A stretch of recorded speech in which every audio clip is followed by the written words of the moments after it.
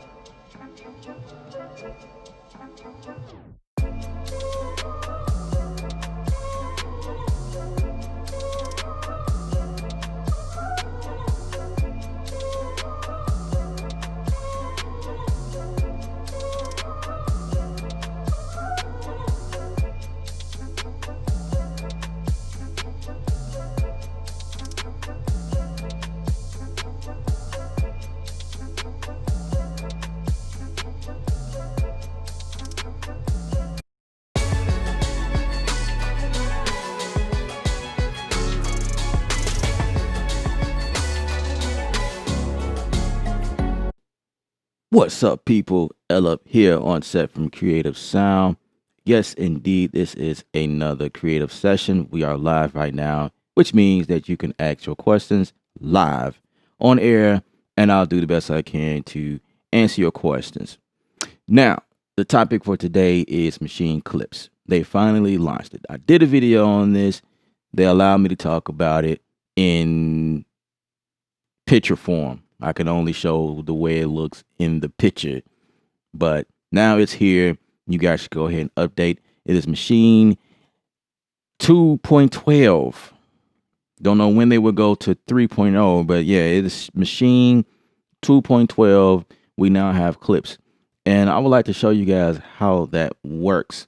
But before we get started, I want to take a visit to the comment section and welcome everyone from being here. Black Ab is here. What's up? Robert is in the building. Marcelo is here. All right. So you guys know the rules. Thumbs up on the video if you dig in the content that you get from this stream here. And without further ado, let's paint. All right, so let me show you guys what I came up with so far. I was just playing with it a little bit earlier.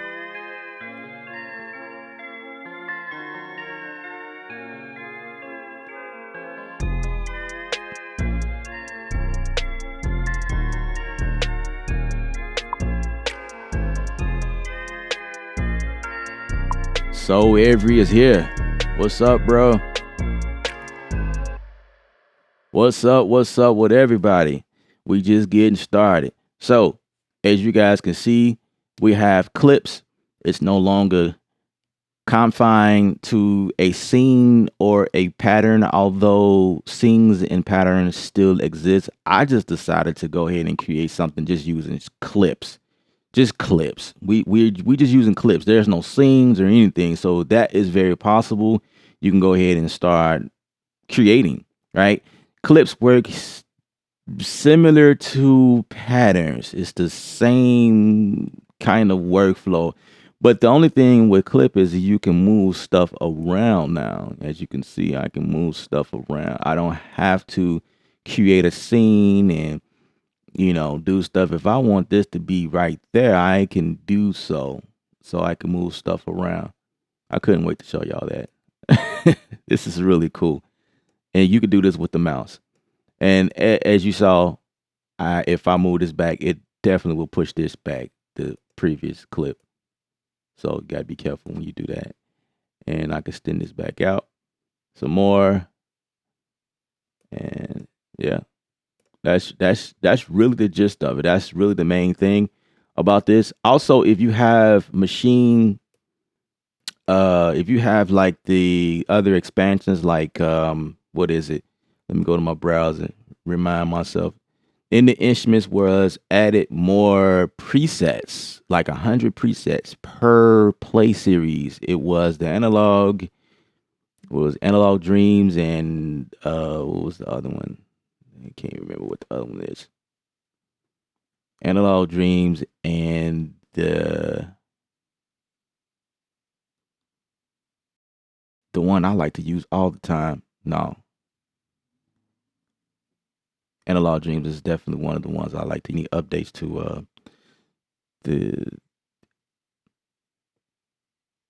It was a third one. I rarely go in there. I'm not really sure if they added any updates to, was it ethereal earth. I will never remember that. Ethereal earth. Okay. So back to clips. This is really self-explanatory. Clips is just a version of patterns, but without the shackles, right? So let's continue.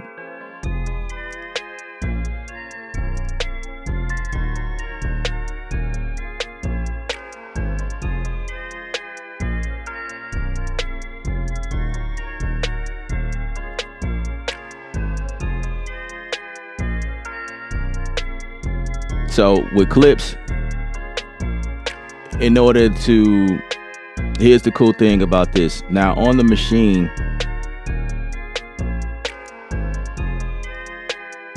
let me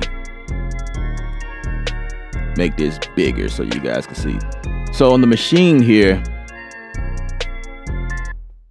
now that clips is available, now you guys will see this. If you get the plus, you will see it in the patterns. It's on a pattern pad. So right underneath it, it will say clips. I still have the MK3, so it's just say patterns. But if I go to patterns, and this is where your clip view would be. So if you are showing patterns by default, you have to hit shift pattern, and then it'll take you to clips. Now, if you trying to go back to patterns, this is what I found. I have to go here to arranger, and then right here it's going to say section, and then right here it's going to say clip. You have to toggle between them. So if I hit section, then it makes this pattern button patterns. So right now we're looking at pattern, but again, hit shift pattern, it immediately turns into clips. But I don't know how to go back and forth. They have not. I don't know. I've been looking around here to see like how I can quickly go back to patterns, but at the moment I don't see that that's a possibility. So right now I have to hit arranger and just go back and forth. Right. So section is the patterns, and then like I say, the other button is clips. And like I said before, you have the option to double or duplicate. So if I wanted to double what we see on the screen, I can do that just like patterns. And you can change your position, like if you wanted to start at 6 instead of 5 or 1, whatever, right? You can move stuff around like you need to. You also have the length here.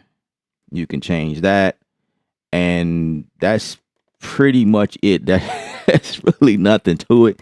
This live stream is just another opportunity to create something live with you guys, hang out with you guys some more. So, but it's pretty cool. So, now what I did notice was, like, if I was to duplicate a clip,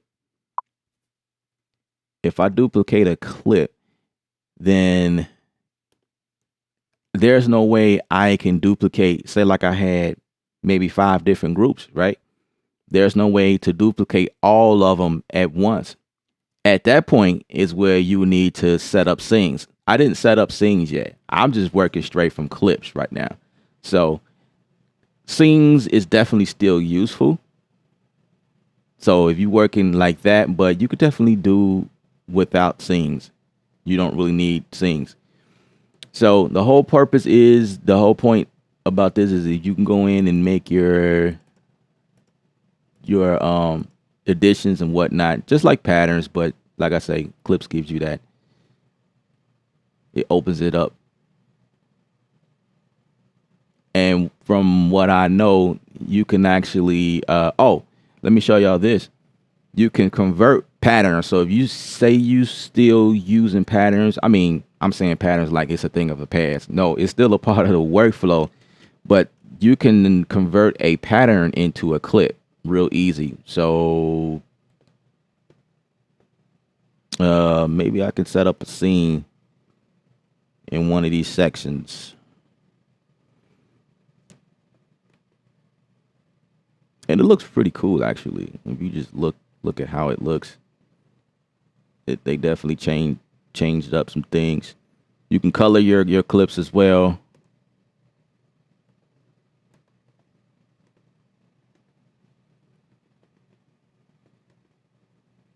Let me go back here.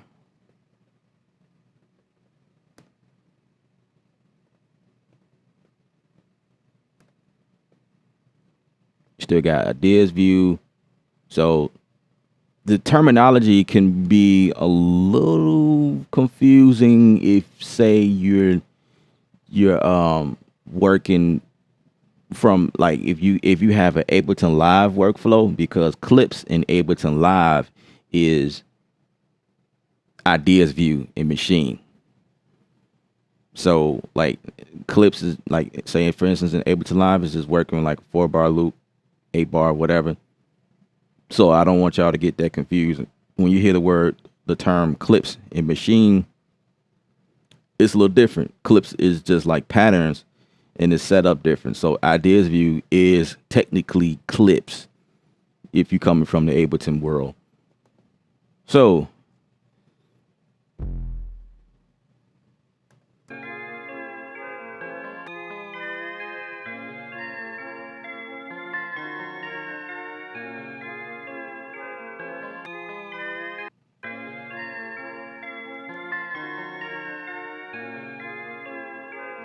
but there is a learning curve here because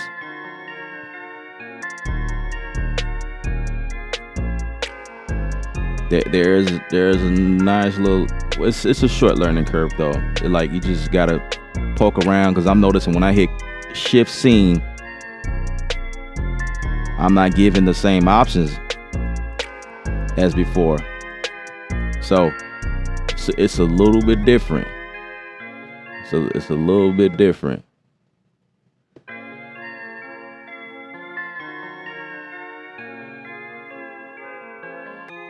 See, right here in this section is where we start adding scenes.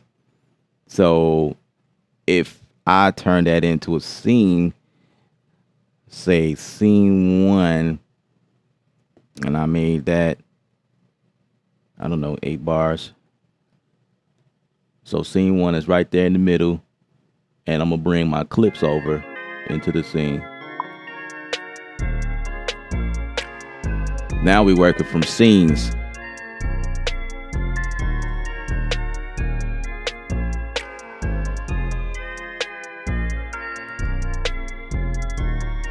It even looks a little different.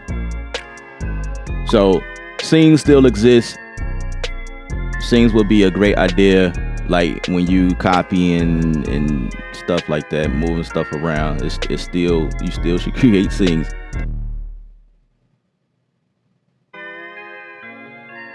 Right? There's a pattern here. So, like I say, you can convert from pattern to eclipse if you want to. Because right now, this pattern right here, you can't move this pattern. You can move clips though.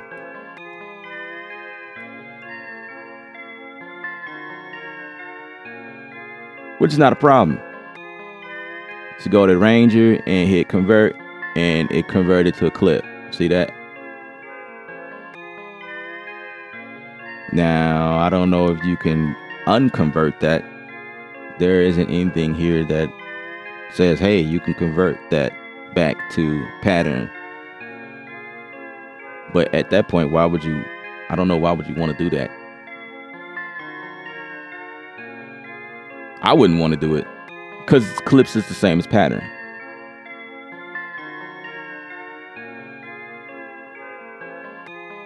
So just for the sake of what we're doing now, let's say we leave that at patterns.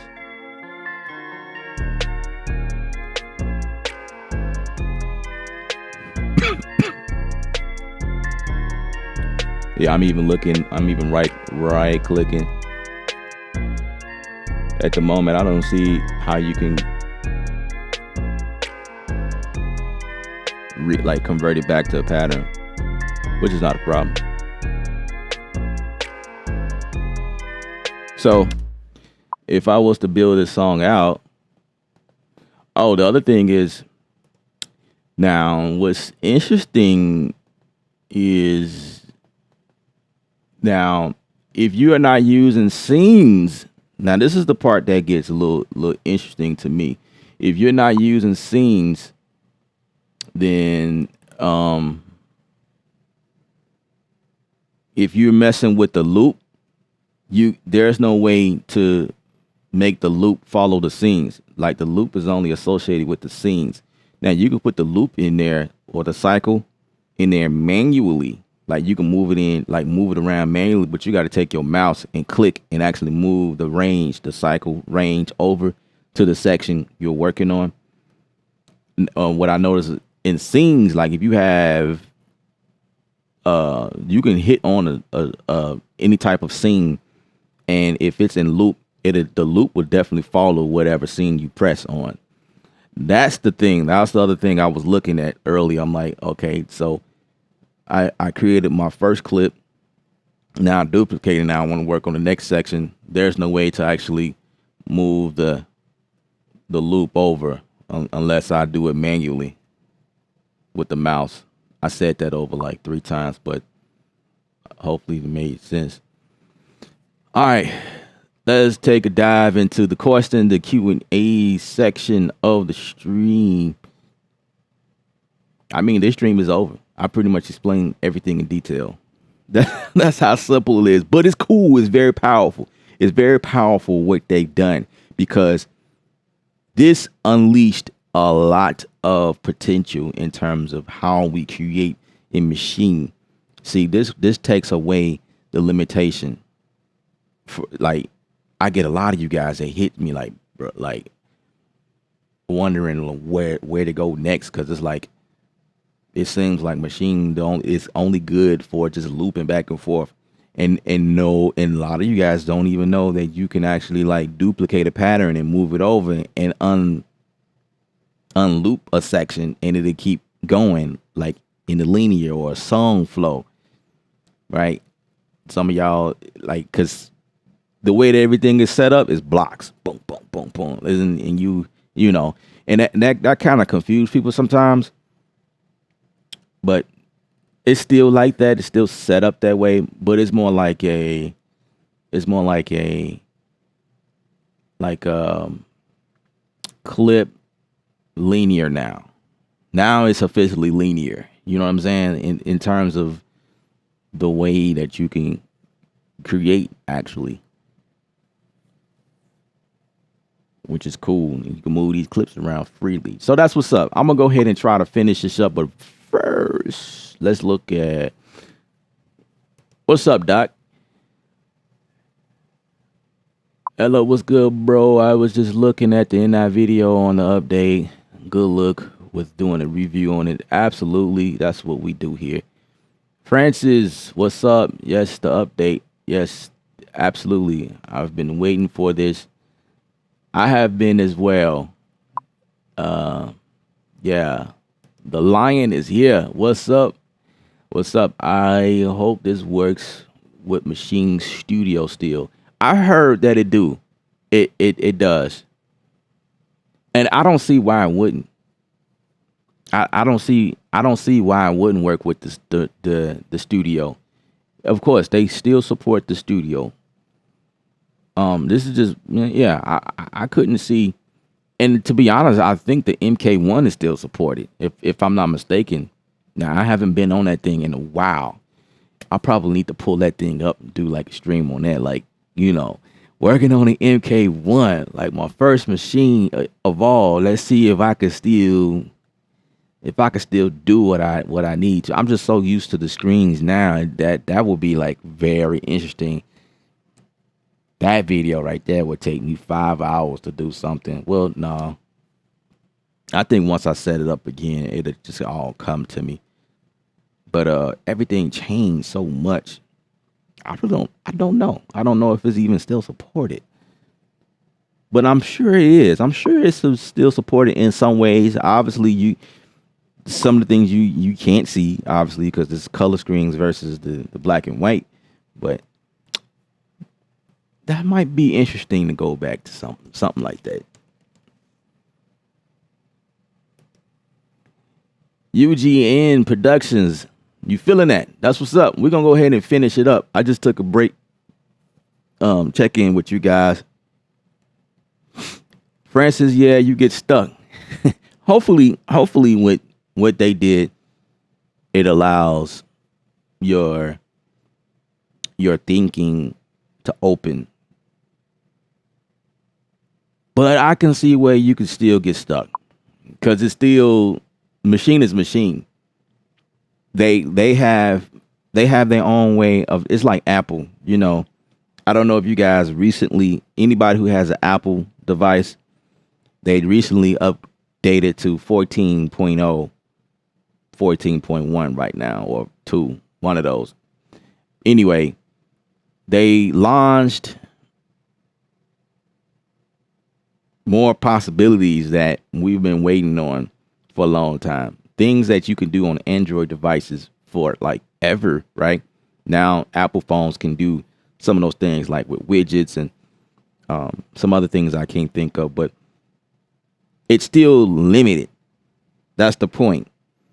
It's still limited in the Apple way. You still can't do all that you want, all that you could do on Android. The concept is there, but it's still got that Apple way about it. That's what this is. Machine is like it's going into a full DAW linear workflow, but it's still a machine way of doing it. But it's cool because now with these clips, we can move them around, but they still in this box that we're used to. They took the training wheels off slightly. Or maybe I should say they took off the left training wheel. There's a right training wheel still on there, but the left one came off. They took off the left one for us, guys. And we have the ability to move clips, move them around freely in between scenes or whatever. So this is pretty cool. Absolutely. More like a dog. More like a dog. Can you treat each clip different from each other? Absolutely. Just think of clips as hybrid patterns. Clips is just like patterns actually, but without the limitations. Like for instance here, This one is a clip, right? This one is a pattern. I can't move that pattern, right? That's just how it's always been. But with these clips, so these clips is pretty good, I'll say, for like transitions. So if you want to like move stuff in between, you put something like right in the middle. You can change the length here. You know what I'm saying? You can do that from the controller as well. Like from the controller itself.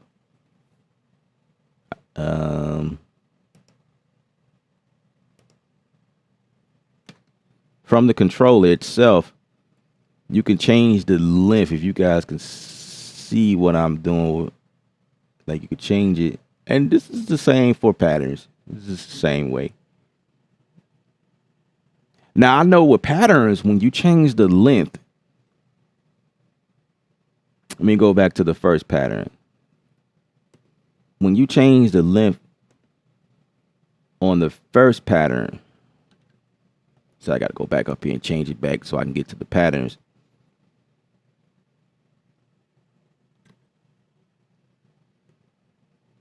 First, let's go to scene 2. See, it's still got that same workflow,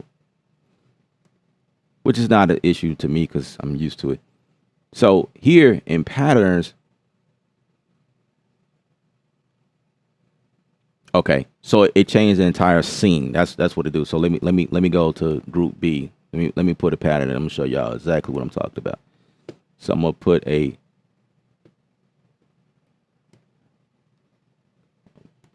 pattern right there. Now let's go to the first one. Let's go to this one. And when I change the length here, see, I don't know if you guys can see that, but let me see if I can make that bigger. They still kind of have different characteristics, if that makes sense. I can't really make that. Wait, I guess I could make it big. I'm trying to make it. Okay, I guess that's good. So if you see pattern, when I change the length, all it's gonna do, if the scene is predefined in terms of length, if you shorten the pattern, all it's gonna do is create a duplicate because it's gonna fill up that entire space. It's gonna do that by default. Now that sometimes that's annoying to me when I'm creating. That's annoying because if I want to shorten something, I don't want it to repeat. And I've done that. I made that mistake several times where I'll do something right in like the second bar, and not really realizing where I am in terms of the time frame, but it's supposed to be at bar 4, right? So, but with clips, I could just move the entire clips over somewhere. You know what I'm saying? So to me, that's like, okay, that's dope. I like that.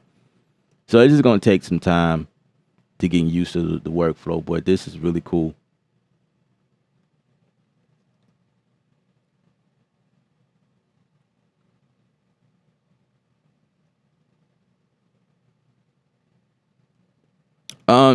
Unfortunately, I won't be getting the plus. Well, I'm not gonna say I'm not gonna get it. I just wasn't selected. I wasn't on the list to get the push for YouTube creators. So, you know, I'm like the step kid right now. All of the VIP guys are.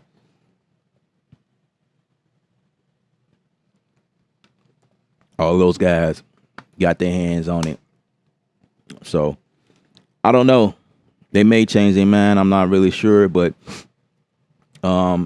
but keep in mind, absolutely. Like if I get one, I'll definitely do cover some content with it. But yeah, I'm not at the moment. I won't be getting it. So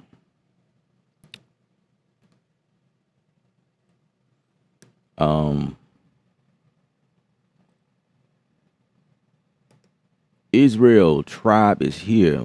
What is up? What's going on, Robert? Did someone say drop audio straight on the timeline. Yeah. Let me see.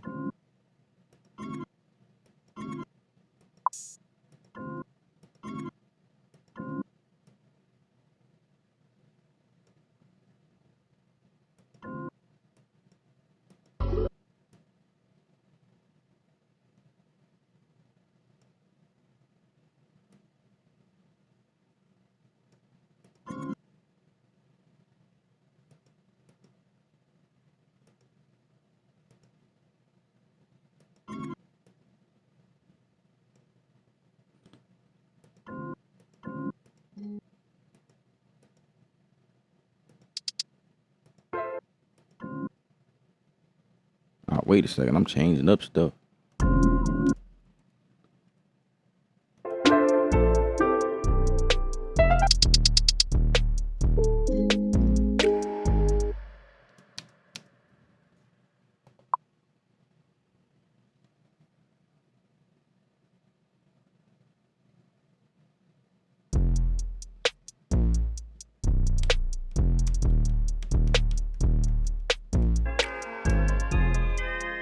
Now, as far as dropping audio on the timeline, no, you can't do that. You can drop audio in on a clip.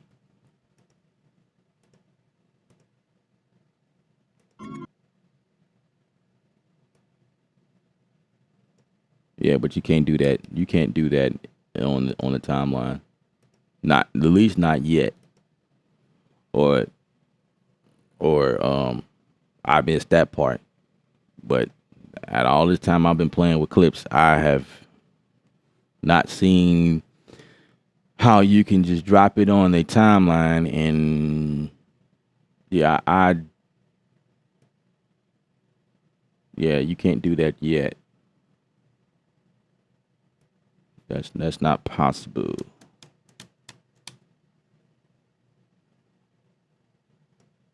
However,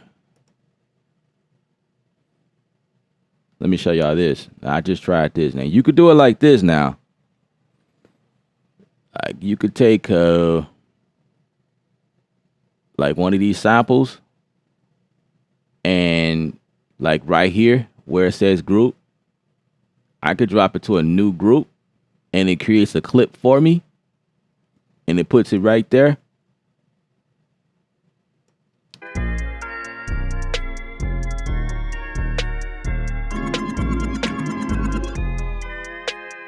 You know what I'm saying? You could do it like that, but that's the same as dragging a clip onto a sample, like or a pad, should I say.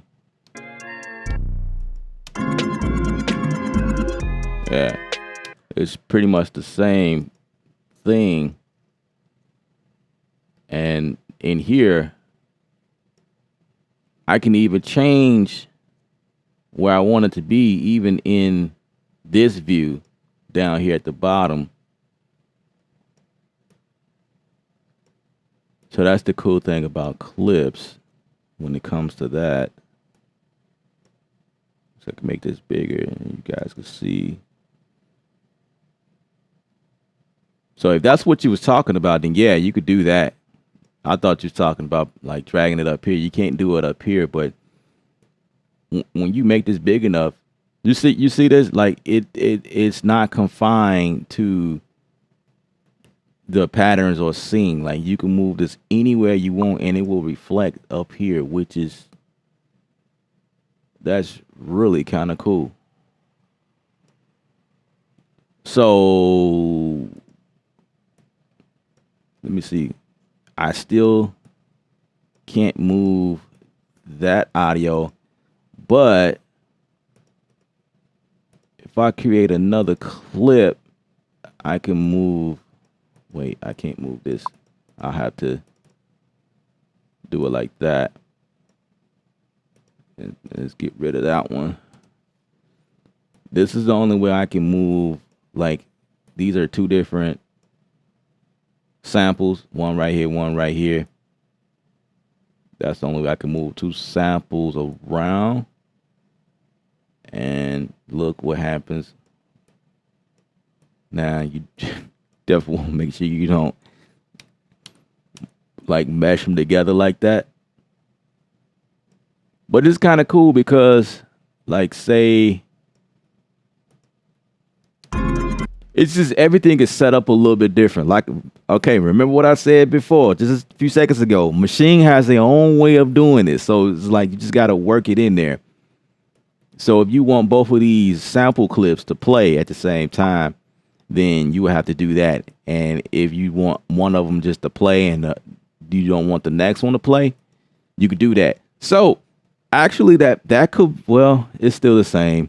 I was going to say that's a way of like muting something, but it's no different than what we were doing before in patterns. You just take a section of that pattern and just mute that area. But if I click on this pattern here, oh, I just created a clip. Oh, and you could also put clips on top of patterns. I forgot to tell y'all that. And if you put a clip on top of a pattern, it's going to play that clip in that space. So if say you want to drop something real quick,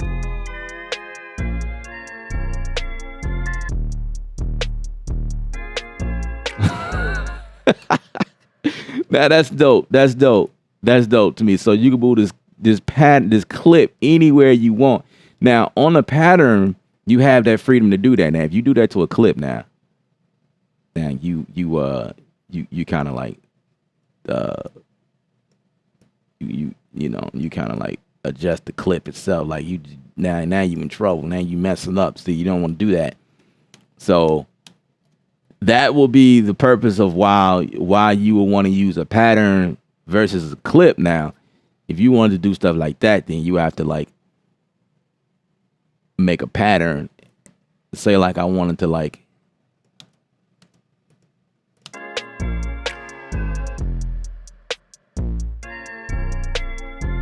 you could do that, and then I can move this around.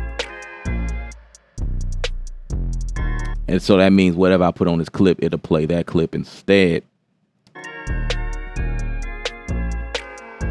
And then I can erase this clip. You know what I'm saying?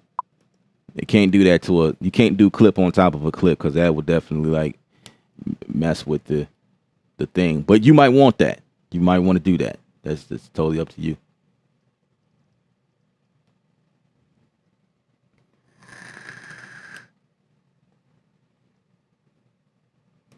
Doc is updated right now. That's what's up. That's what's up. You said that's where Maschine. So yeah, let me know like what is it that confused you, because I can address that. Just let me know.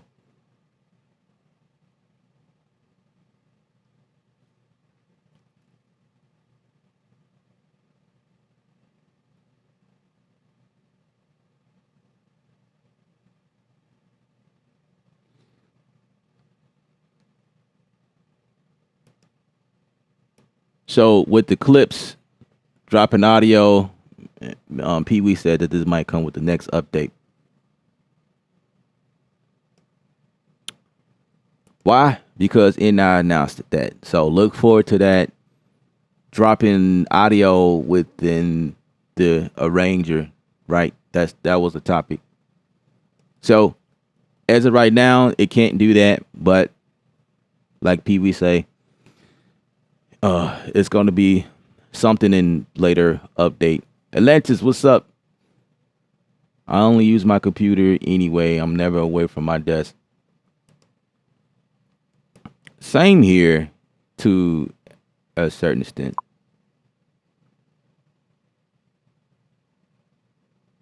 I used to be mobile a lot until this year came. You know what I'm saying? I just pain about that.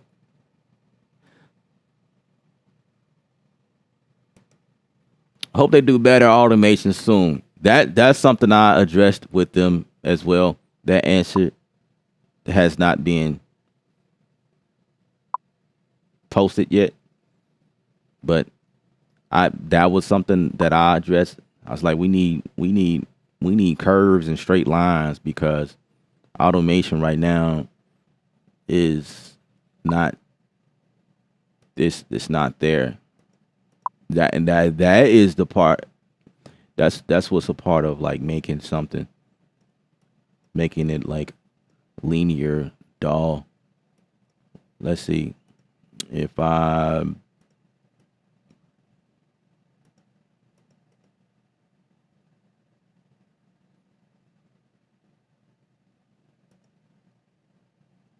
let me put it automation here somewhere. What I want to automate.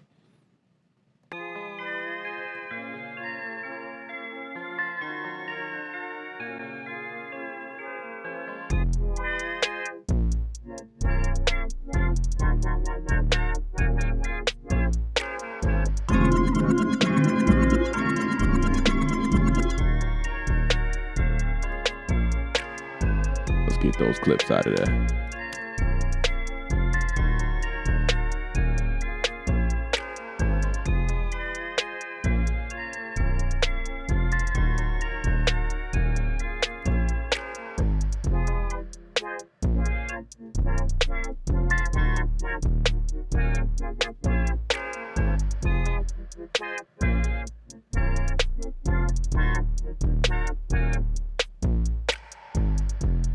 Now that's interesting. It created a clip when I did the automation. I'm glad we're doing this live because now we get to see what's going on. Now this is the first time I did this. Now that's interesting. Now the automation is there, but yeah, it's still the same. There's no like bruh. Like who automates like this? We need this change, yo. Yeah, I told them about that. Like, dude, we it's just up and down. I mean, for this automation it's an on and off switch anyway, so it's not gonna give me curves. But in the event that I want to do like let's say resonance or something, let's do that one. Now that's let me turn that down. That was sorry about that, guys. Yeah, so for resonance, okay, let me just do it like that and stop playing. See, this is the only way. Now I'm noticing that as I write, it just keep going. Check that out. It just going. Wow. Now that's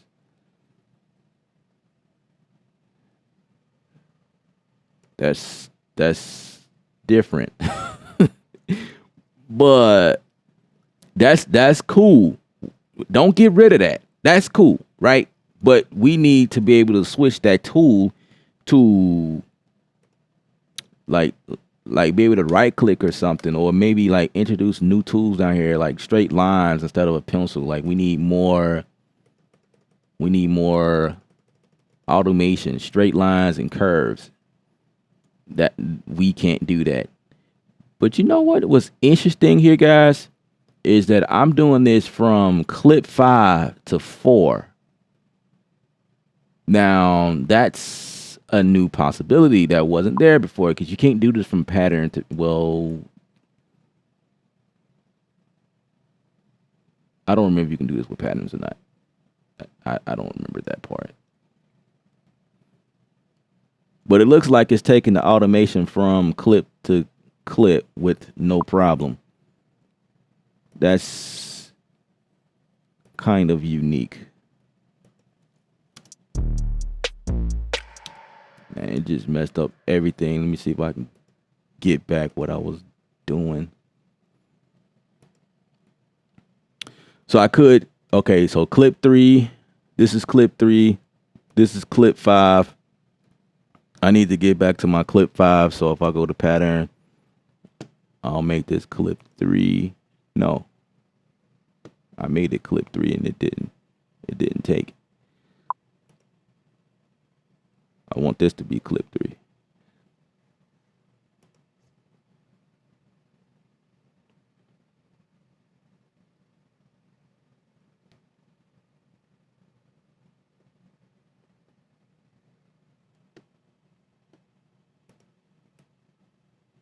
Let's move that. Let's move that out the way.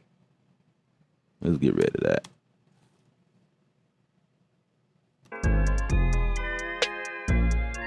So the pattern was still there, but it looks grayed out. Why is it grayed out?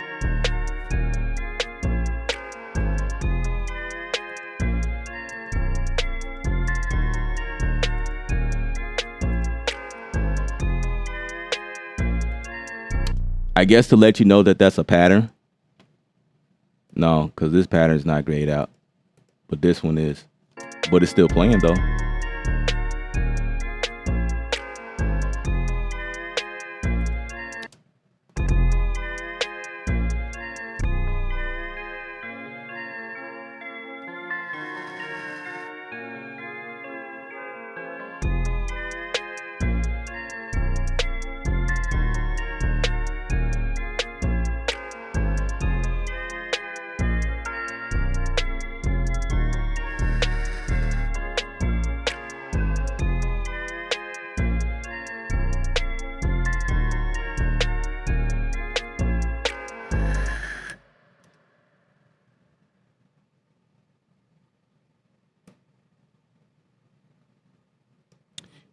Maschine MK3 is the best.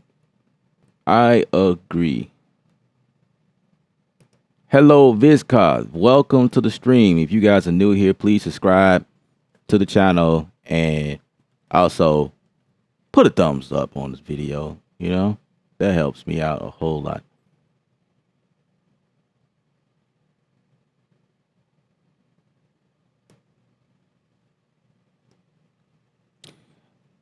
Huh. That's interesting. We about to start a block party now, huh? Cause we got people on here trying to promote stuff. That's not cool. I don't like that. I don't like that. So hang on a second. I need to get my computer back up.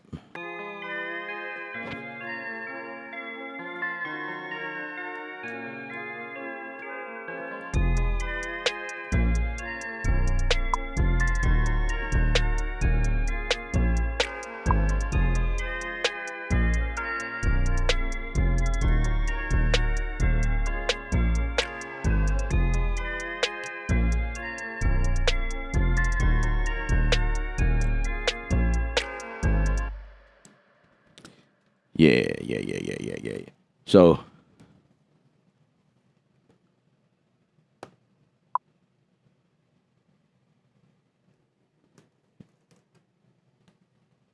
yeah, guys, what y'all thinking? Boy Wonder is here. I really don't like the machine workflow. It's kind of too complicated. I like Akai software over machine. Machine expansions are fire though. Yeah, man. It's all about workflow. Y'all hear me preach about that all the time. It's all about workflow. That's the main thing.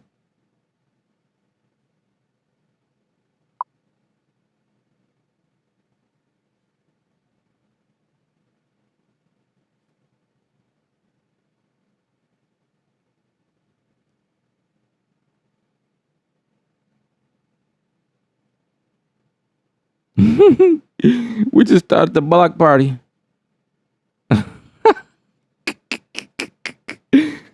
Oh my god. Hey, look. don't do that. Don't be promoting stuff here, man. That's not what we on right now. Don't be promoting stuff. You're gonna get blocked. Oh, that was funny. I just hit a button and it said boop. About 5 messages. Delete. Going to order the machine out tomorrow. I'm not going to see how long it takes. I'm going to see how long it takes me to become as halfway good as you are.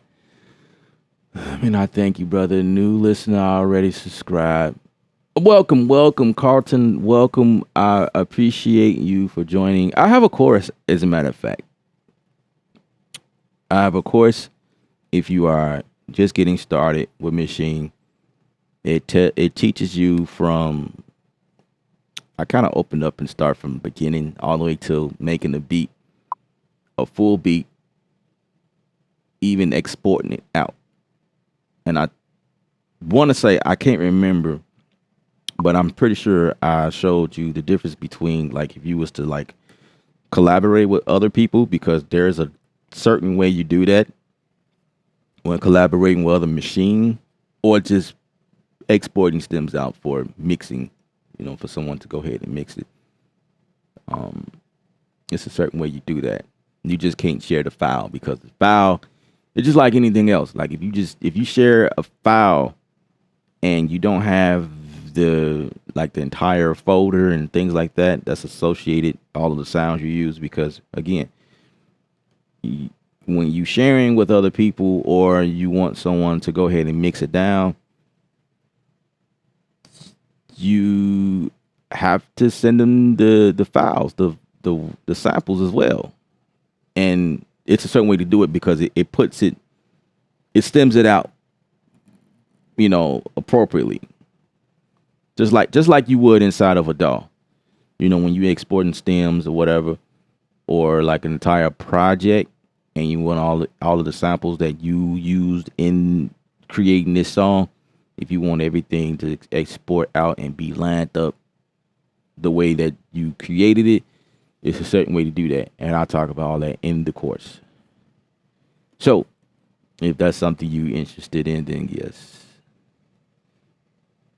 I can set you up with that.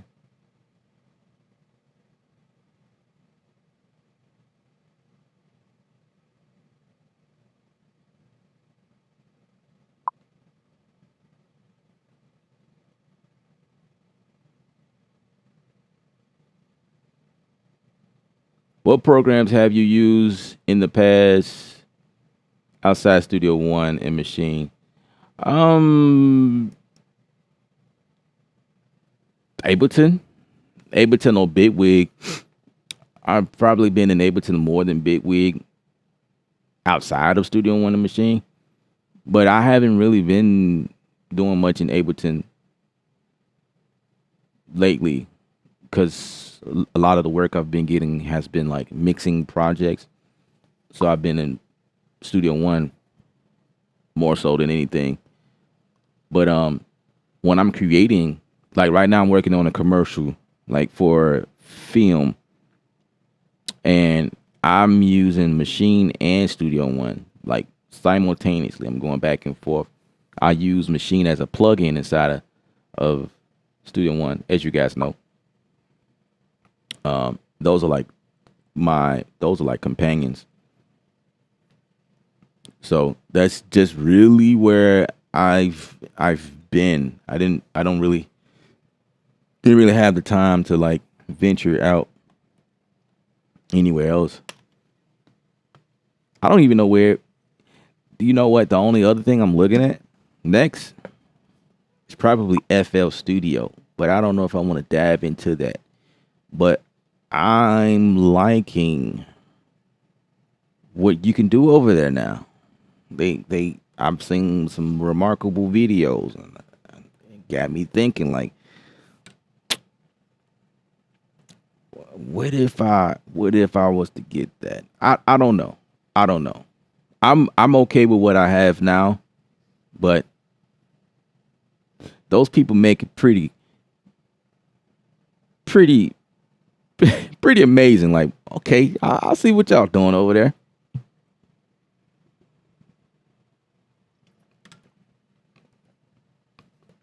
Emotions is in the building.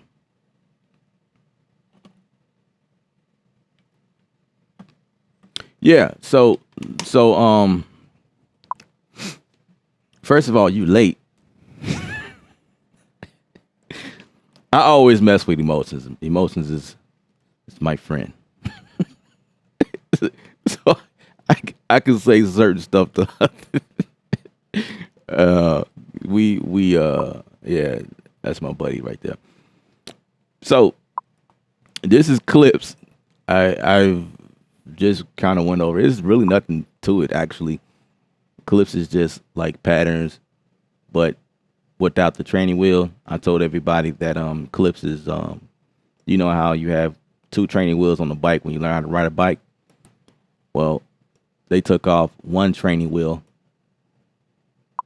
and this is. This is the result of Native Instruments taking off one training wheel. So now we can move clips around like wherever we want, as opposed to patterns. See, this is the pattern right here. I'm clicking on it and it's not moving, but clips is moving. I can move clips any way I want, and clips will be a great idea for like transitions. So I could put this in between a scene, and you know what I'm saying. I can even create clips without having a scene or patterns. I could just do straight clips, and that's how we start the stream off. Actually, I had nothing but clips in here, but in the event that you want to copy and paste like a whole section. Now this right here, scenes actually remind me of markers. See, there is no scene right here in the beginning. This is the scene. Now, scenes reminds me of markers like Studio One. If I want to take this and I want to like copy and paste this to the edge, I can do that with no problem like that. And it takes everything that's in this scene with it. But if I was to do that, say for instance, if I create let me see, what will this make? So if I right click there, that will just be scenes. So if I put clips here,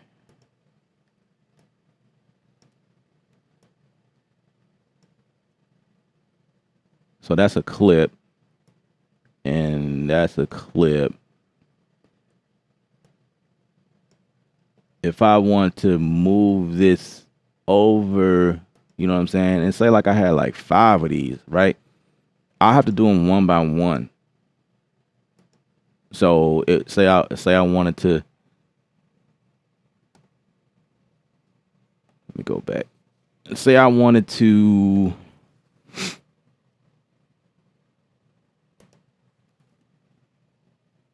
double or duplicate this. That's what it would do, and that's only to one clip. And I have to go back to the other one and do the same thing. You know, this is one by one with clips. Now, if I made this a scene, now this is what I want to see. Can I create a scene on top of this? And I'm looking up here. Wow. That's unique. So if I want to do so if you set up a scene, it's going to set up a scene, and then like you'll have to make your scene and then move clips back into it. So you can't like convert a section like a area. You can't convert that length into a scene per se. You have to create the scene and then move the clip or patterns into it.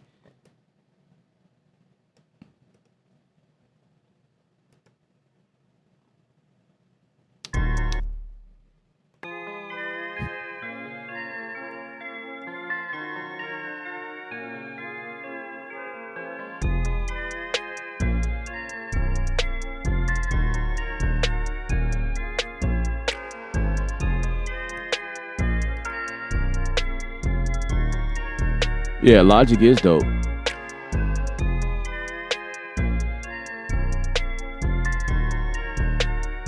Oh, I forgot to mention Logic. I do use Logic from time to time. Not as much. Not as much. Logic still, I don't know.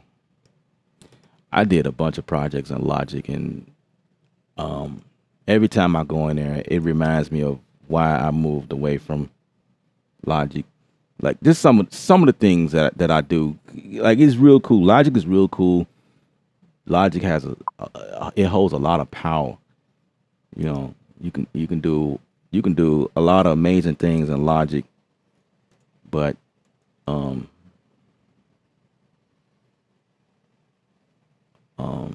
the it was, I don't know. To me, it just slows me down. It slowed me down. Well, it slowed me down after I realized how faster I can go in other DAWs. So Logic was like, and then it was like one of those things where I can't think off the top of my head type of stuff I was going through. But when I go back in there, as I start working, I'm like, oh gosh, this headache that it's like one of those things where it's like ongoing thing. I've been working in that thing for years and years and years, and I don't know. I prefer not to work in there, but it's pretty dope,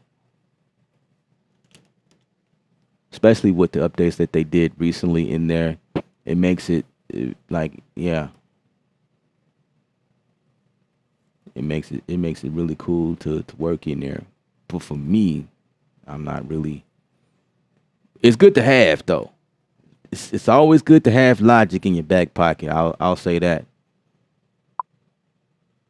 I'll say that, but I just prefer not to work in there. AYC, do you have a vid on routing native instruments to external hard drive? I tried it and now I see a two. When I load my sounds, I think I wait. I think I duplicated my sounds. Yeah, you probably are. See, when you are in Maschine, you gotta pay attention to what you're doing inside a Maschine, because first of all, and I know exactly how you did that. So in Maschine, so if you have native access, right? Native access is what you will need to validate all of the plugs, instruments, and whatever, right? Now, inside of native access is where you can change your hard drive, where you download stuff at, right?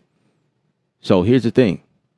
When you go into native access and you notice that you got to update for something, if you go in native access without your external hard drive on, if you don't have that before, like mounted onto your computer before you go in native access will pick a folder somewhere on your desktop by default and start putting stuff in there. So you can't be like, oh snap, I forgot to turn my hard drive on. Now, in the event that you do that, you load up native access and you don't have the hard drive where all your stuff is, and you do like load up native access before that, it's going to select another place, right? But you have to go into preference in native access and go back and select that folder where you want things to be in your hard drive, and then perform your updates or download whatever.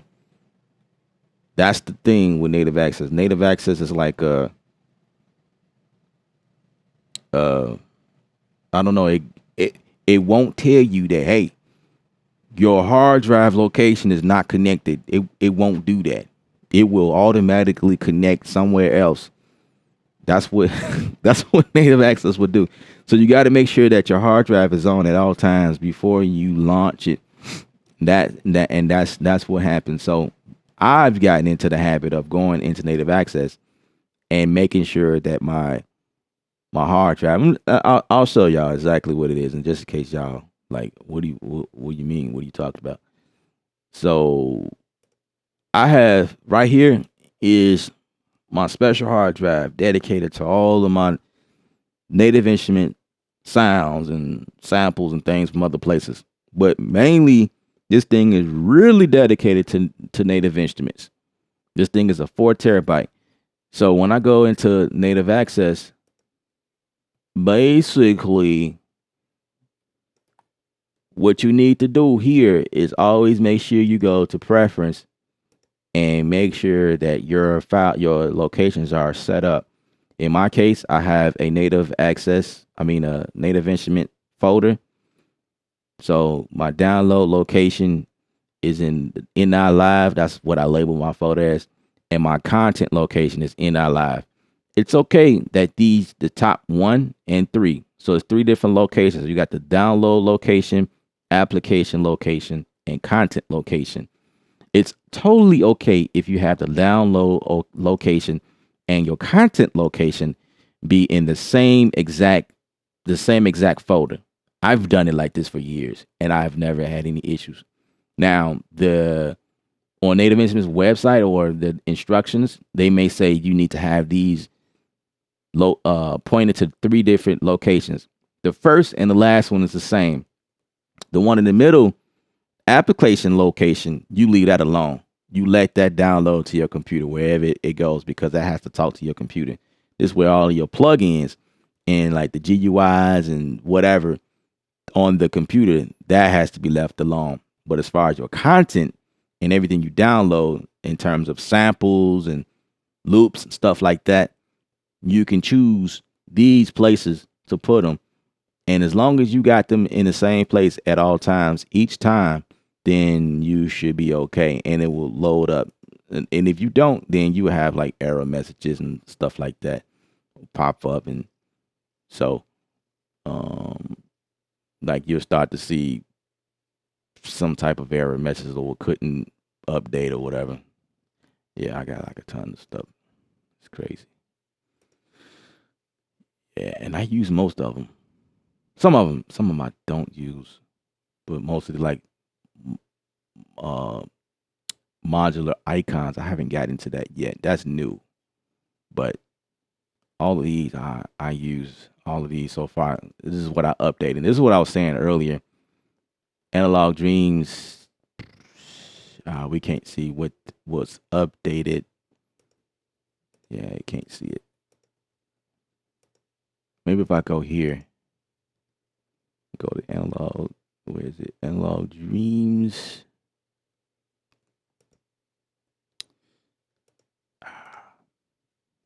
Okay, it doesn't say it. Anyway, so yeah, just make sure that it.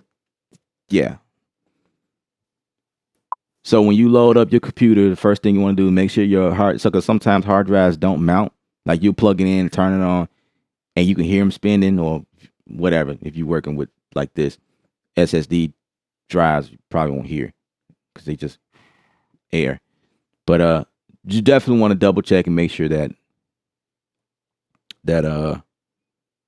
your drives are mounted, and then load up Native Access and perform your update. Then you should be fine. I hope that answers your question. And then you go back to the places where you don't want Native Access. I mean, the instruments that you download them. You go back to the other location that it downloaded itself to and erase it. Yeah, that's what you do.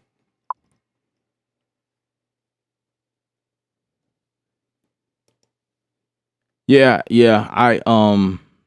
My library consists of how long I've been I've been doing this. How long have I been doing this?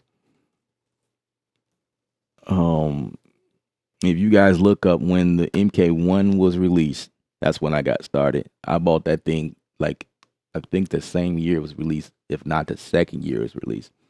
The MK1. I've been rocking with Maschine since, man,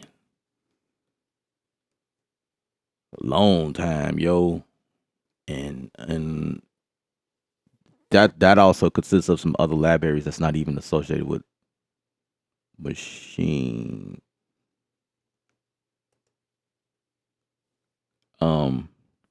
Meaning like not Native Instruments. That's what I meant to say. Like output, no, output stuff's not in there.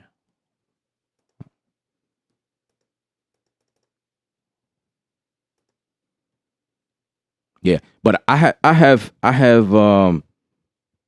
complete 13 Ultimate Collector's Edition. I've always had the Collector's Edition. Like I started with I think 11.0 Collector's Edition, 12, and then 13. So I have like all of the like everything pretty much. and some extra stuff. Anyway, let's see. Flex mode. Yeah, you gotta flex a little bit. You know what I'm saying? You gotta flex. But no, real talk. I hope that yeah, stick stretching map to tip. I hope that helped though. Is there a way to fix it? Thanks for the info. So the only way to fix that problem is to delete.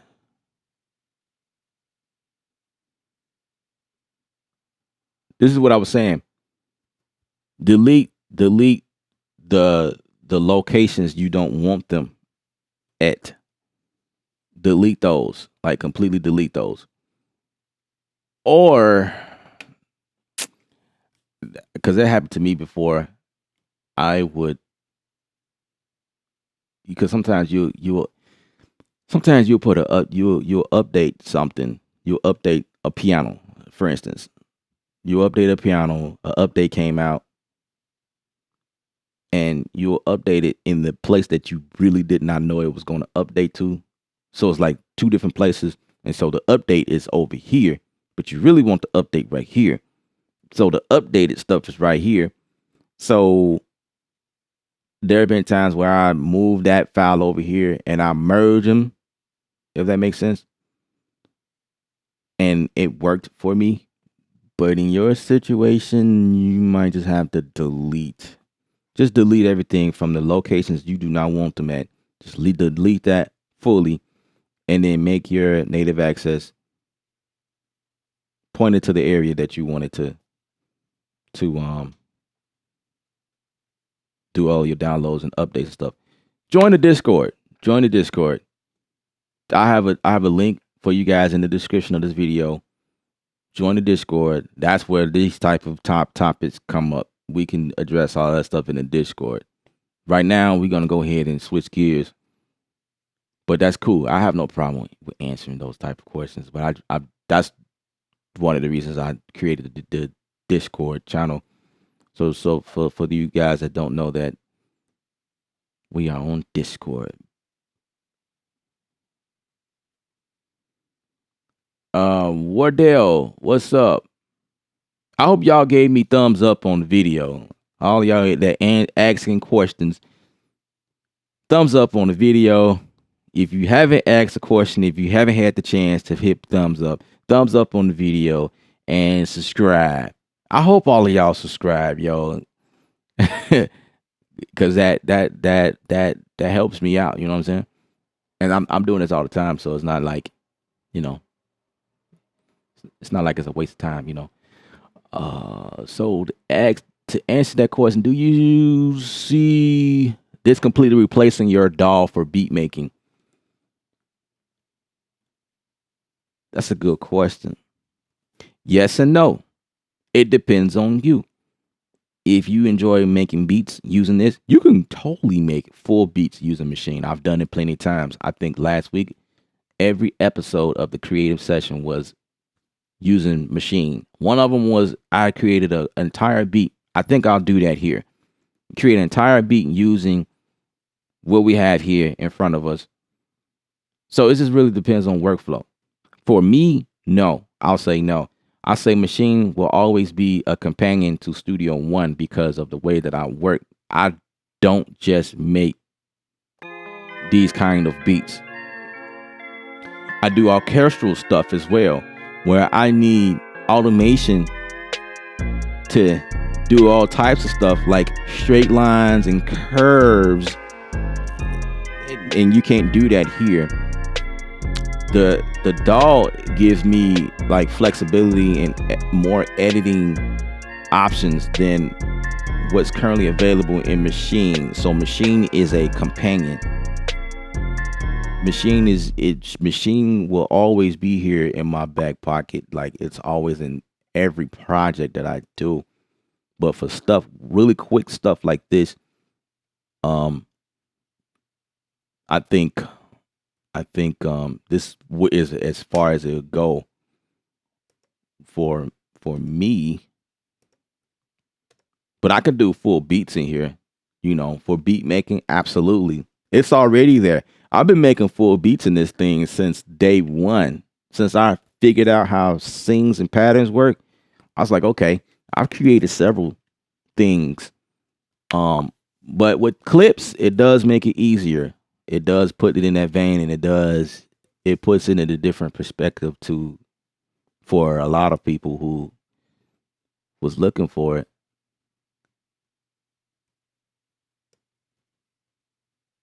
Have I played with the beat thing before?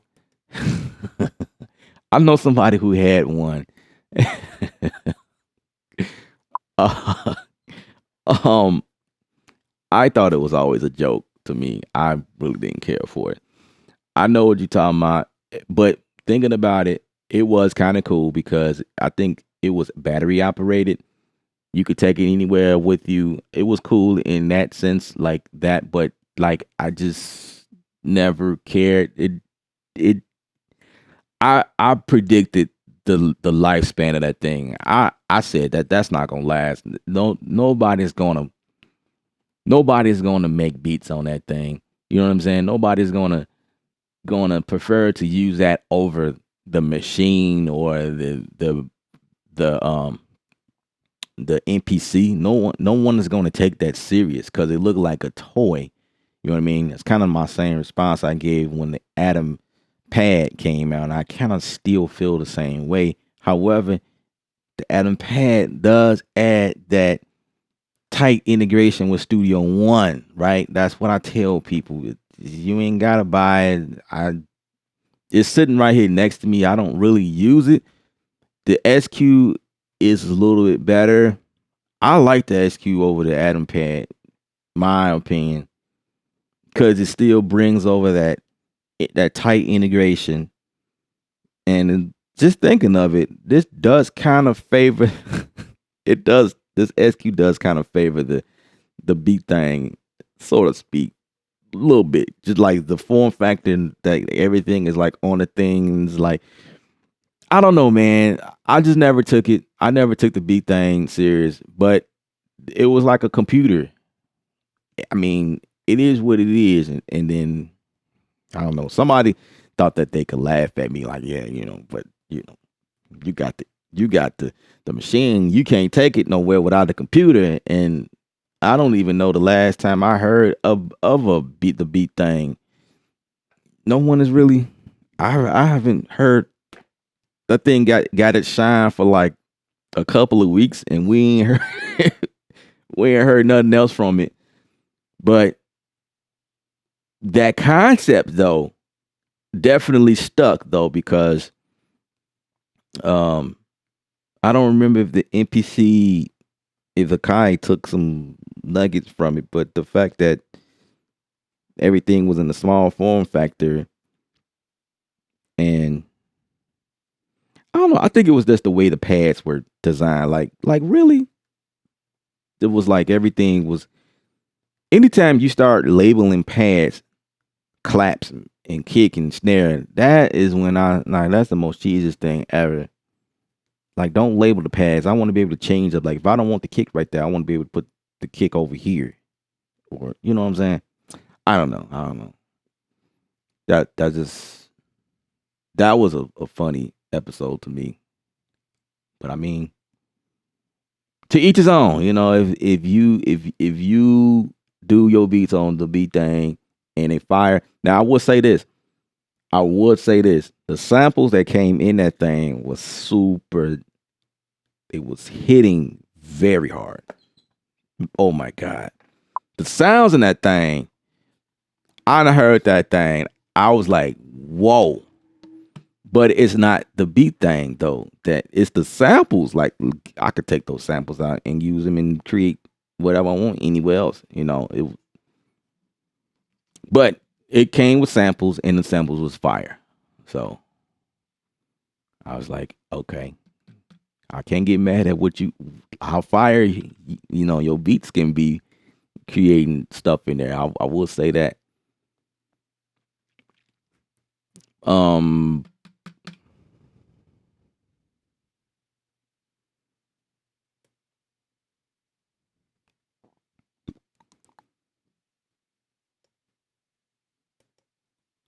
The patterns broke apart.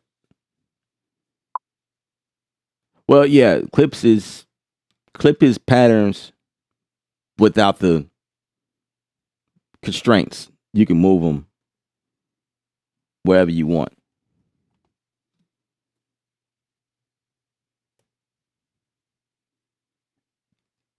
And I see what you meant by broke apart. These are two different clips. See, and then even down here, I can. Yeah, those are just two different clips. But the fact that I can move them like that.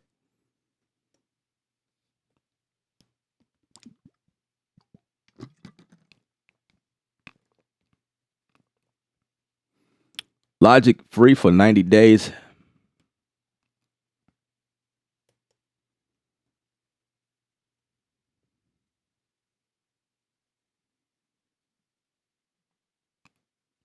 How long do you think it's going to take for other dolls to start working with the Phantom? My garage is perfect. I don't know. You said Logic is free for 90 days. I've never heard of that. But that might be something new that they're doing. Logic being free for 90 days. Logic has always been 200 at its current state. I remember when it was, let me tell y'all. I remember when Logic was $1,000, yo. That's when I first got on board. It was Logic 8, 8.0, $1,000. And then they went down to 500. And then ever since they went down to 200, they've just been there ever since then. Man, $1,000. I remember you sit up on the wall. There was a section in Apple. I used to go to the Apple store. It'd be like a box. Logic Pro 8, $999. I'm like, I want it, but I didn't get it then. I waited till it was 500. Logic is dope to create, not to mix and arrange unless you know your shortcuts. I agree. I had to learn all keyboard shortcuts when I was in the Omega recording school. Yeah. Shortcuts is definitely your friend. That's yeah. That's definitely a way of working super fast and just speeding through the work. Absolutely. Absolutely. Yeah, 6 foot vocal stretching to map tempo. Yeah, those are the new things. Yep. Flex mode. I used to love flex mode. Flex mode was my friend. I remember when they introduced that. I felt instantly in love with that thing right there. Um,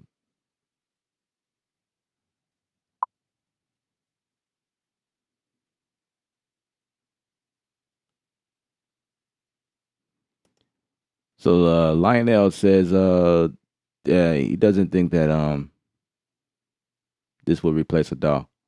I agree with that. I agree with that.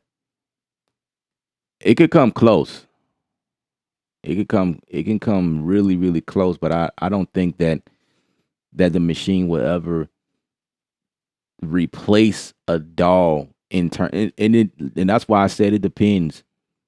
It depends on what you're doing, because if you're recording vocals and you mixing and stuff like that, I think machine is really geared towards beat makers. I feel like machine will become like the next Logic, if that makes sense. To emotions point she made earlier. Like you can create beats, fire beats in there all day, but you could definitely mix and master in there.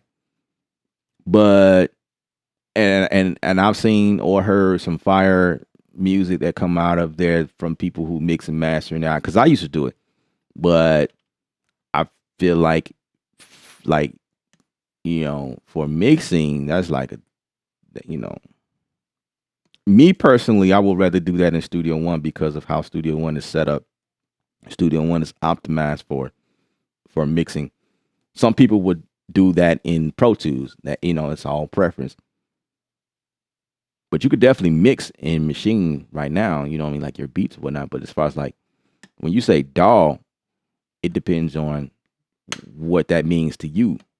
A DAW to me is being able to take a song, mix it, master it down, editing, having the right tools to edit audio, edit MIDI.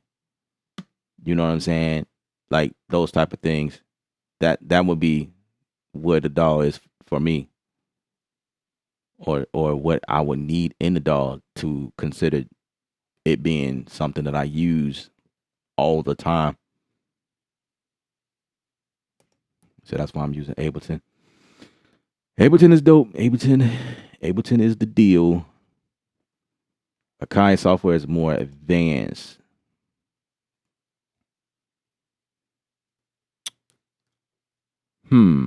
Interesting. But still far from DAW capabilities. I'm not objecting to anybody's opinions. I do feel like the Akai is definitely more advanced in the things that it does. But I feel like there's some things that you could do in Machine that you can't do. You know what I'm saying? It's like a balance, I guess. But then again, it just depends on. It depends on you, what you trying to achieve.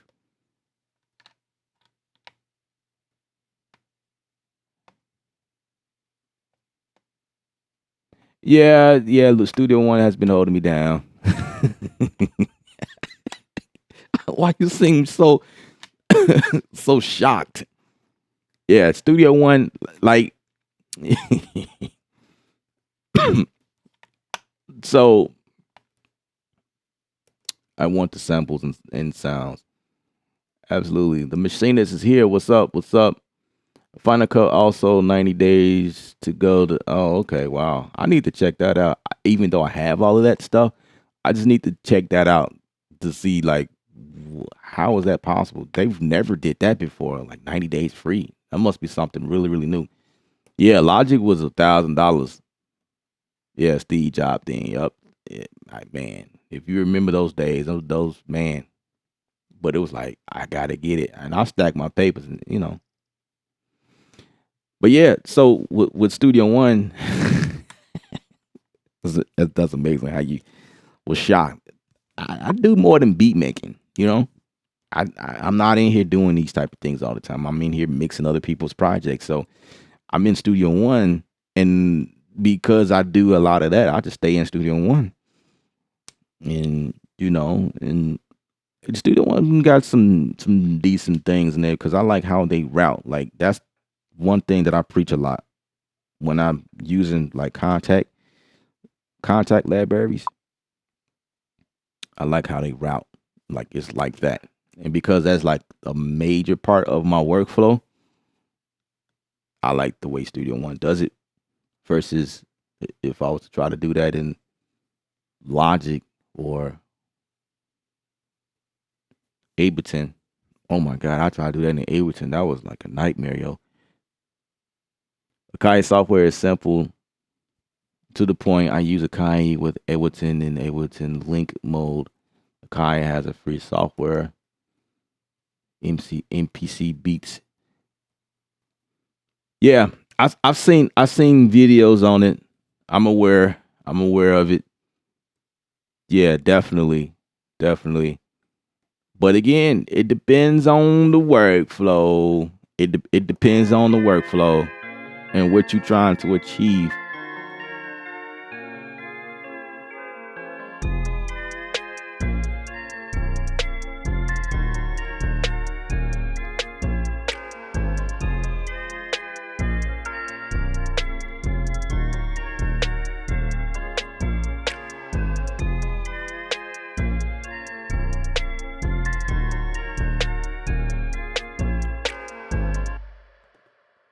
I think I'm going to.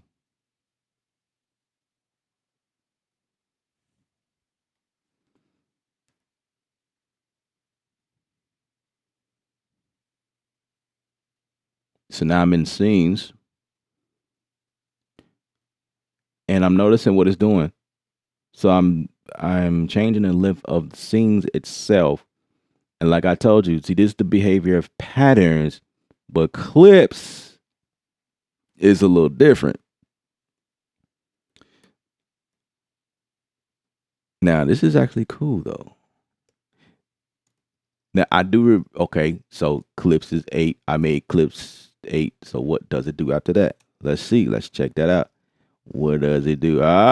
See, clips keeps the original length state. Cause I made clips 8 bars long. This is just a duplicate of this clip 1 right here, which is 8 bars. This is 8 bars. But when I extend this out, as you can see, all of this space at the end, it does not continue to loop itself. Patterns would do that. Patterns is what loop itself as long as I'm adjusting the length of the scenes. See, the scene will adjust itself immediately. But the cool thing about this is I can take this and say, I don't want this one to come in here at scene 2, like at the beginning at 13. I could just have this to come in right there. You know what I'm saying? I could do that.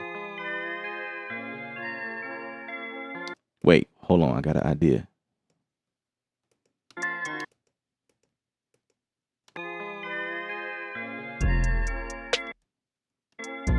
Okay. That ain't gonna work. Wait. What if I do this? Now, if I can cut between here that would be cool. Now those are some of the elements that would take this to let me see.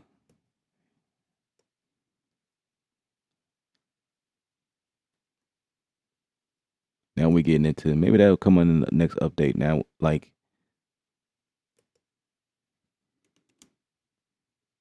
I wish that I can like cut in the middle of there.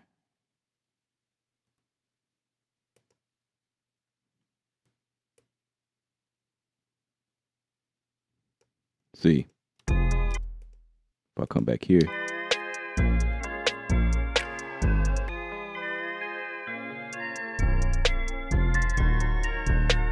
that's dope.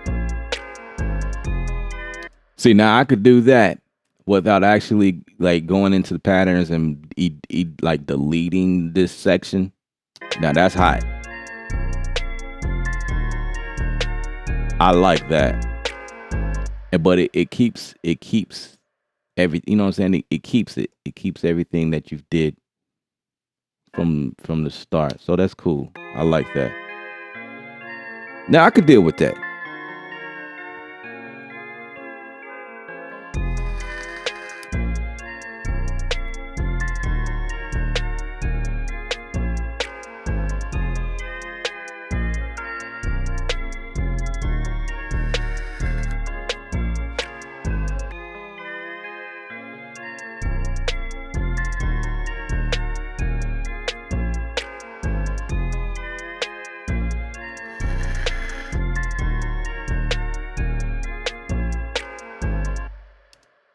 Okay. So let's duplicate that. And let's take this out and let's take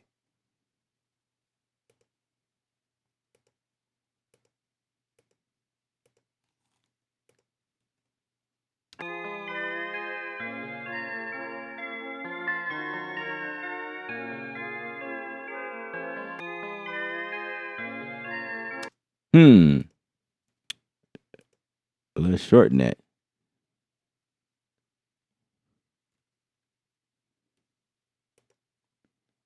And let's put a perform effect on that and turn that into a scratch.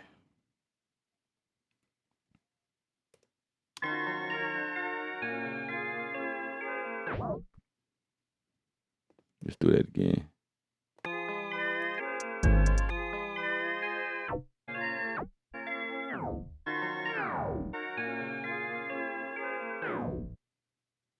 I gotta pick the right one.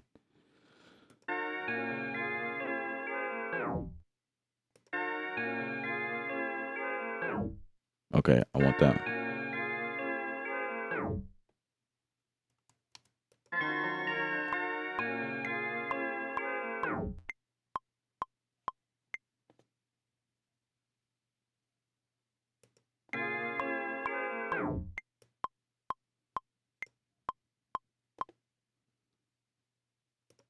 So this thing I want to put right there.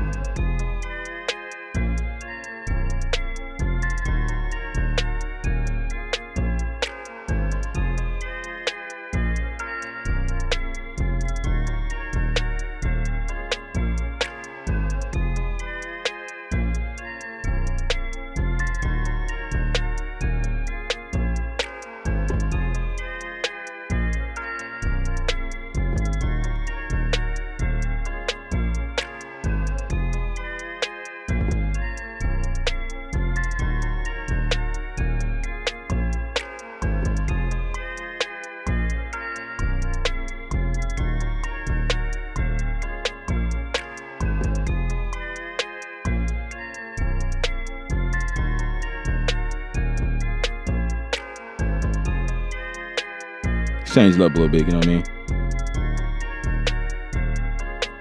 Save.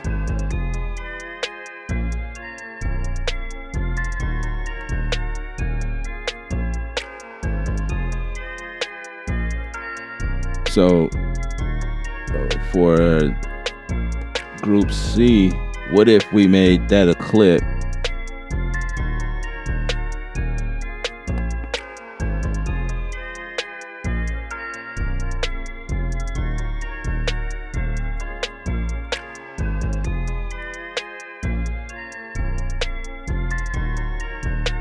And put like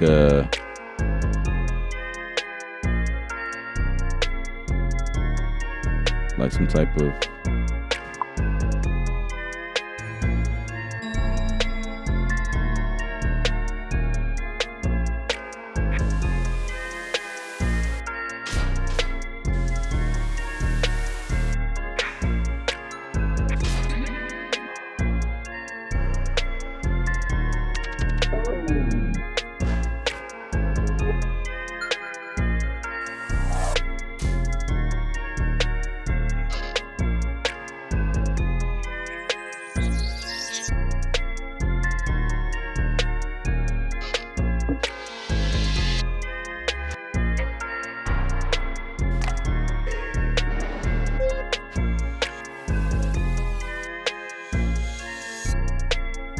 yeah, let's put that right there.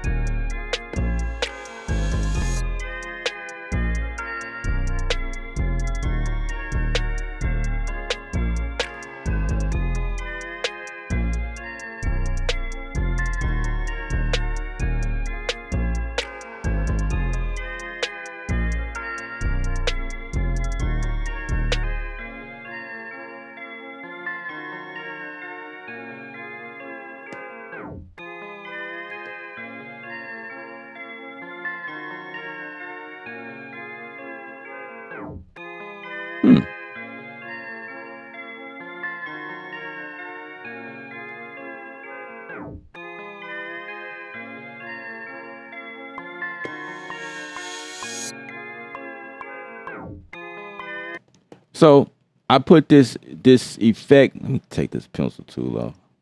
So I put this effect right here anywhere I want, but it don't matter because before I had to move this around but I could just put it within here.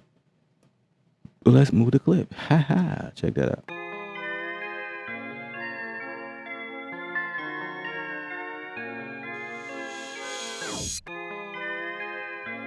You know what I'm saying?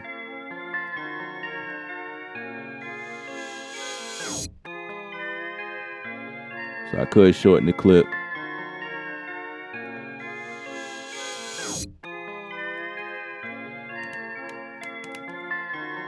Let's call it transition.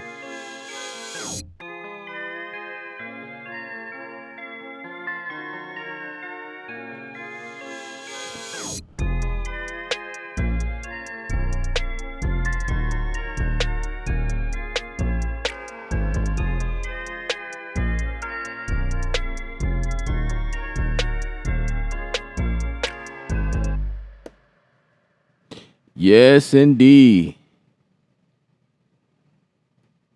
You didn't miss nothing, really. We just kept working.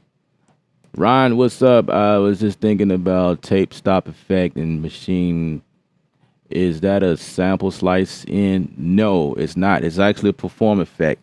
So basically, this is what it is. It can only be performed on a group per group.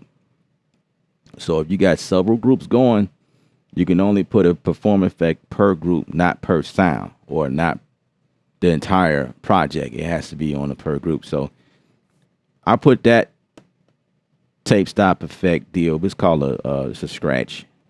That's what it's called. But if I switch over to group, it's this thing called perform effect, or you can hit shift perform effect select right here. So as long as you hit these two together, it'll put it in place, and it's called a scratcher. And in here you have different effects. You have the stutter, tremolo, ring. You got phaser. You got flanger, and some other ones that I'm not looking at right now. But yeah, so that's how you do that. I'm gonna go to a different group and do the same thing so I can show you better, because I didn't want to mess with that one. So yeah, filter, flanger, burst, effect, reso, echo, ring. So you got different other effect.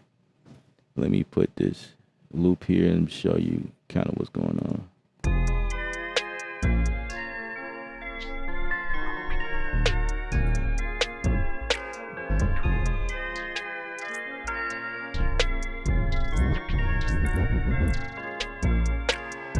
You know what I'm saying? So if I want to go for like a stutter,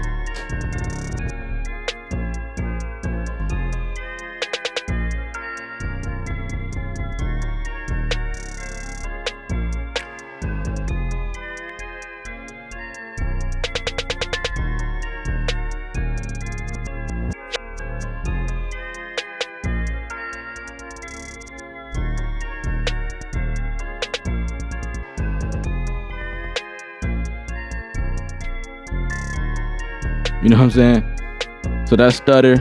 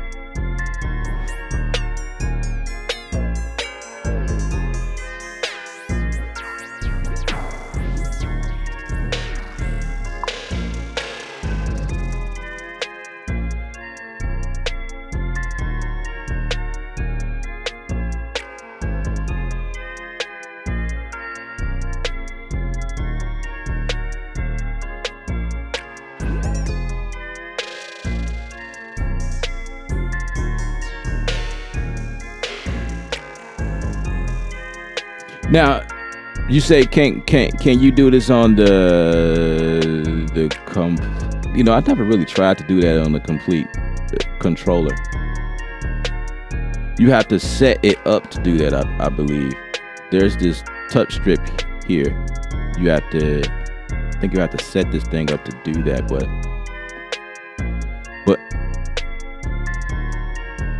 but you can do it on here. I've never tried to do it, but basically the turn is on. It's really what you're doing when you do this.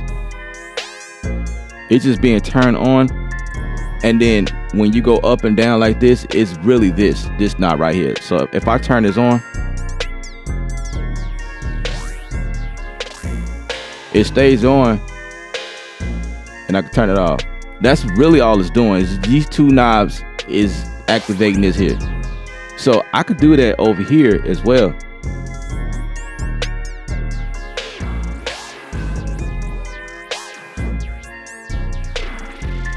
You know what I'm saying? I could do that with those two knobs because I could see that on the controller. But as far as that touch strip, I believe you have to set it to do that. Mine is not set to do that. Mine is set to do something else.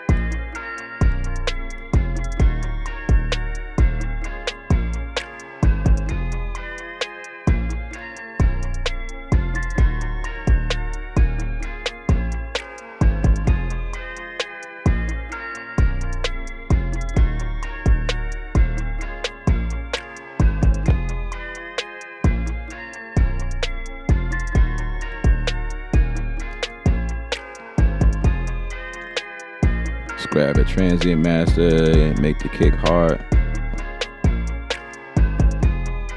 For preset, punchy.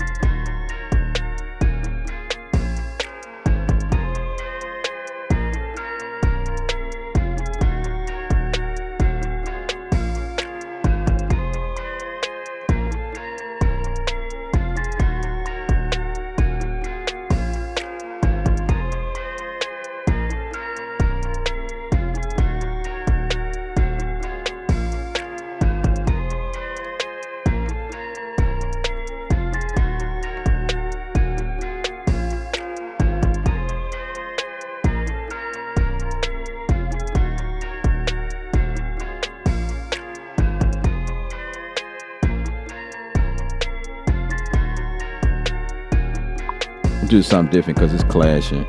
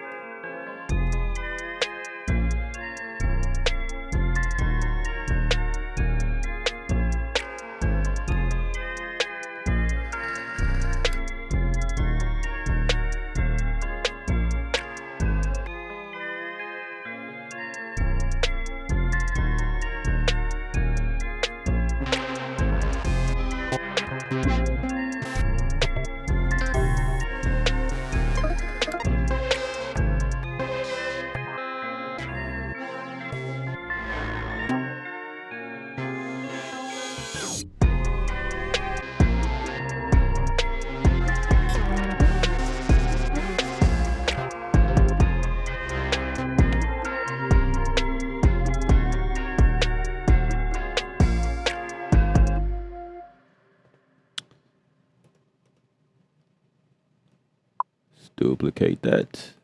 I think that should be duplicated a second time. Erase that one. Now I'm looking for like a vocal. Could put the vocal on D.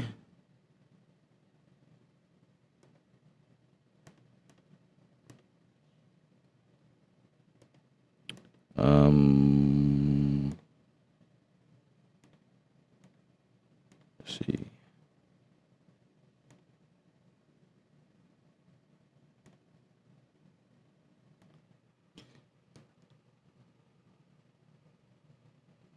You said map to controller editor. No.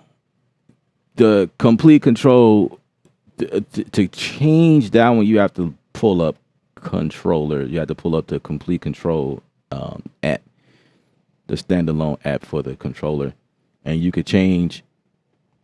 You could change that strip to anything actually. You know what? I need to look up how to do that myself because I've never needed to do that from the controller. So I just know when you pull up the controller, the complete control, it gives you parameters specific to the controller. The controller editor is specific to the machine when mapping things for third party. Like say I want to use a controller for or the machine for anything that's not associated with its native app, native software, then at that point is where you can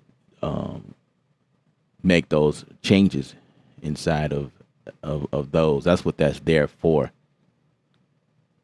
But inside of a machine or the controller itself, inside of its native apps, you have to go to the native. Well, for that purpose, we talked about that strip on the controller here. I switched it the other day. I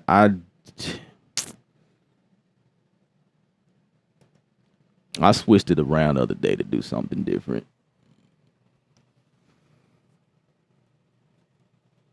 But yeah, actually, I've never. Sorry, I never needed to. I never tried to explore that. But yeah, well, like this here is associated with the complete control, and you can go in and make your changes and whatnot. Inside of here is how I'm able to get my foot switch, my sustain pedal to work as well. This is also the place to go to do that.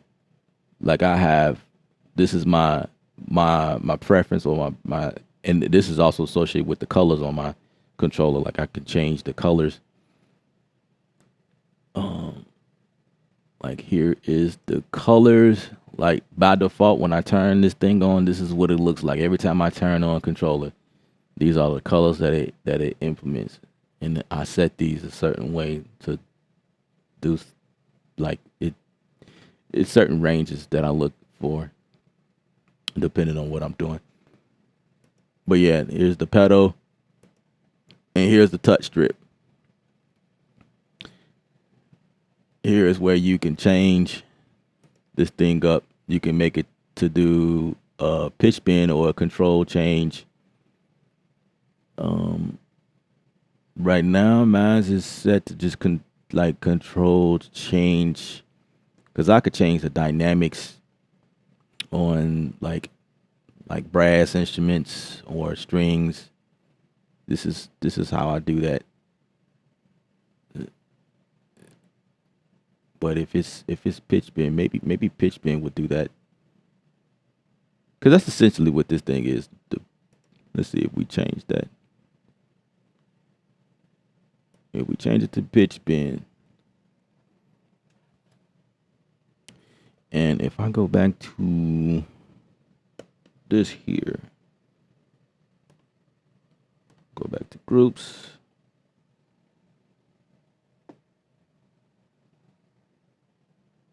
No, it's just a pitch bend. It's not doing what this is doing. This is different. I don't know. I don't know if you can do that. I'm sure you can, because anything is possible, you know. If you set it up that way, I'm pretty sure you could do that.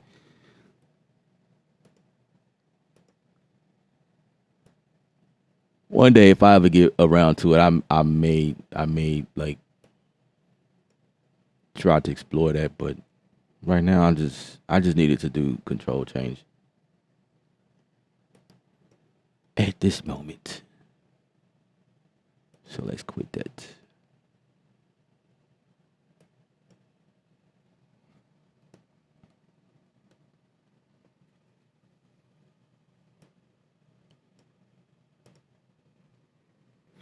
Okay.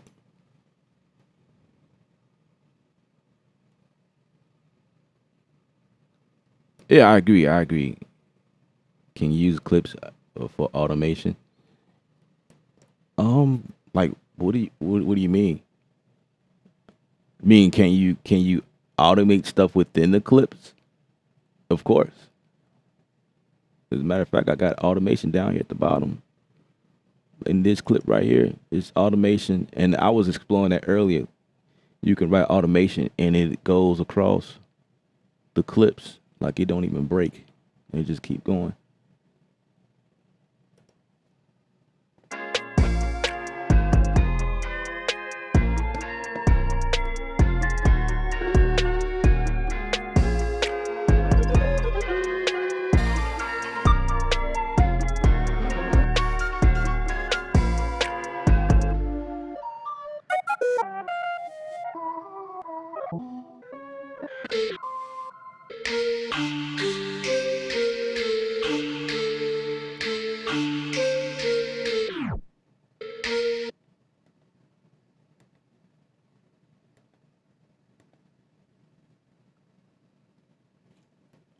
I'm looking for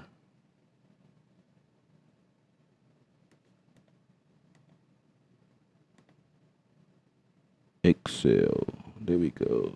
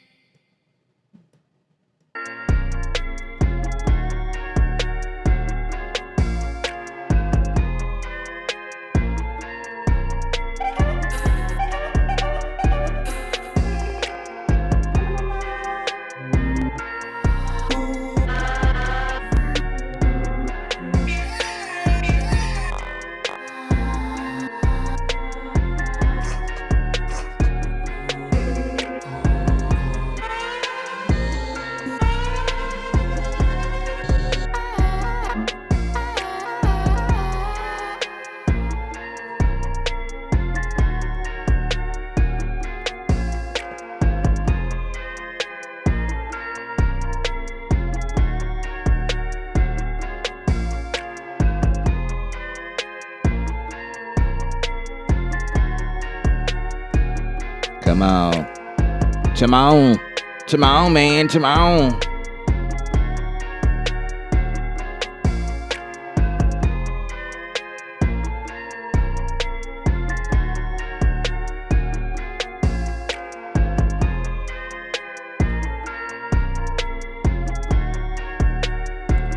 Hard drive working.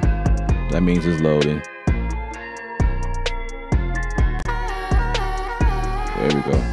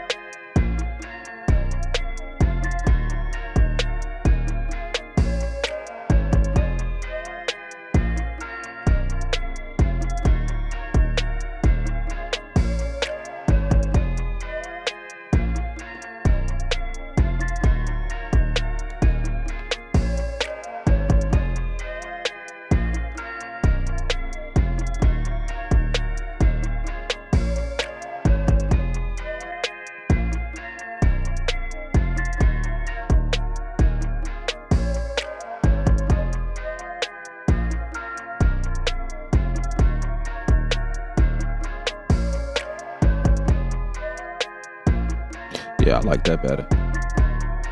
Let the voice sound.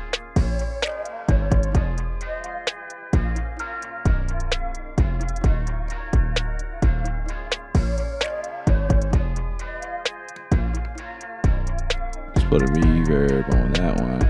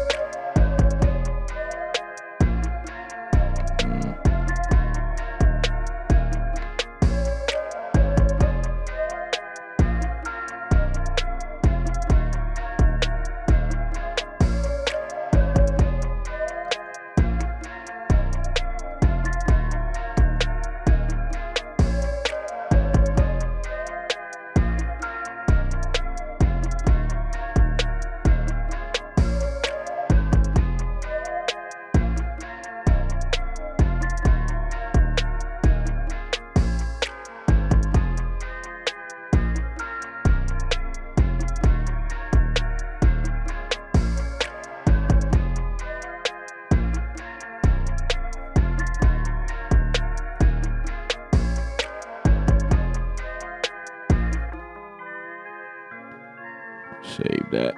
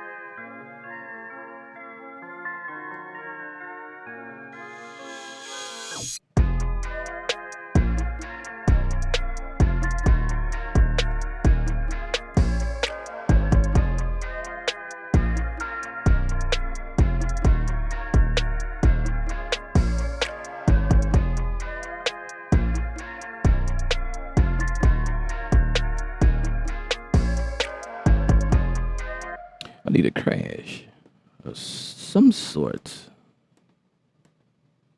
I've been pulling sounds from the certified gold, in case you was wondering.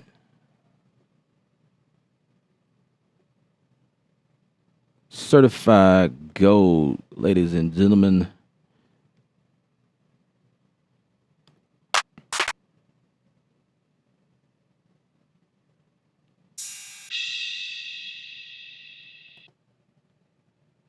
See what does that sounds like.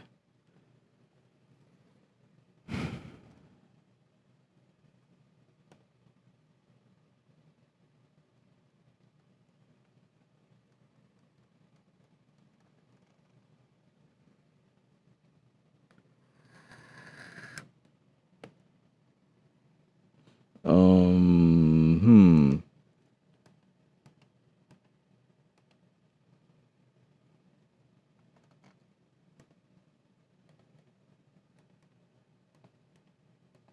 Interesting.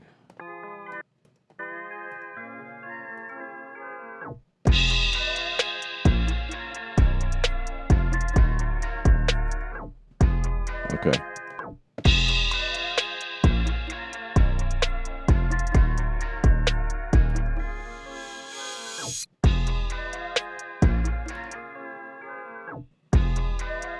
Yeah. That's cool.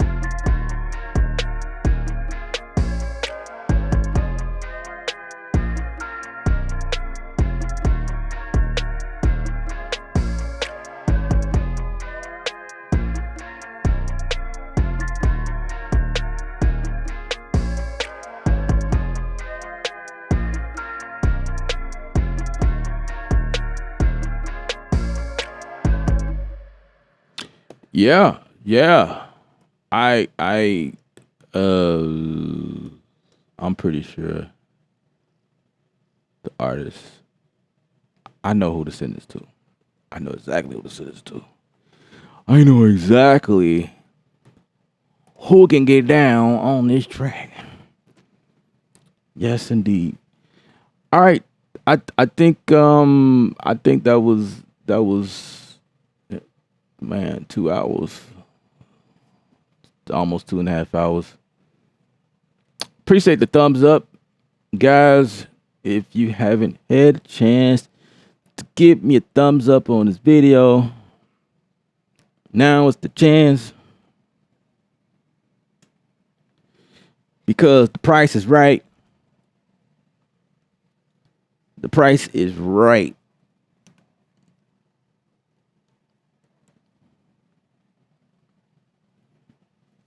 Subscribe if you haven't already. And I know I missed some questions. Well, speaking of questions, as soon as I said that, one just came in.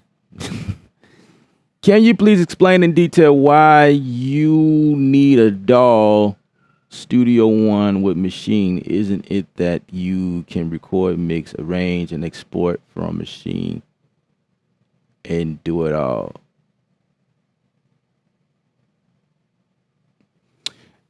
I have so much fun explaining this. I didn't explain this like several times, but I have no problem with explaining it again. It's not a problem. The question again is, let's put it back on the screen. Can you please explain in detail why you need a DAW Studio One with Machine? Isn't it that you can record, mix, arrange, and export from Machine and do it all? Okay. Now, there is a difference. There is a major difference between Studio One and Machine. Machine is geared towards making beats like what we're doing now. You could record vocals in it, right? Thankfully that they introduced that inside of MK3, because MK3 was the only way you can do that in terms of Machine, right? Now the Plus can do it, obviously, but then they make audio interfaces, and you can record samples and things like that inside a Machine. But if you understand the workflow of the Machine, you would see that Machine is not for recording vocals. However, you can. Machine is not set up to mix in Machine. If you're making beats, and Machine is great for that or whatever. I use it inside of Studio One because I do most of like the drums and stuff like that in Machine. You can do full production in here. Absolutely. I've done it several times. In fact, I did it live for you guys 2 episodes ago. A full-fledged, you dig. But as you see why it's a big deal why Clips was now introduced, because Clips was not available before. Clips was just introduced as the means of breaking from the scene pattern workflow. Now Clips can move across, boom, boom, boom, boom, right? This is really, really, really geared towards beat making. Studio One is a DAW. Now, if I was to record vocals, like full-on vocals, inside of Studio One would be the place to do that.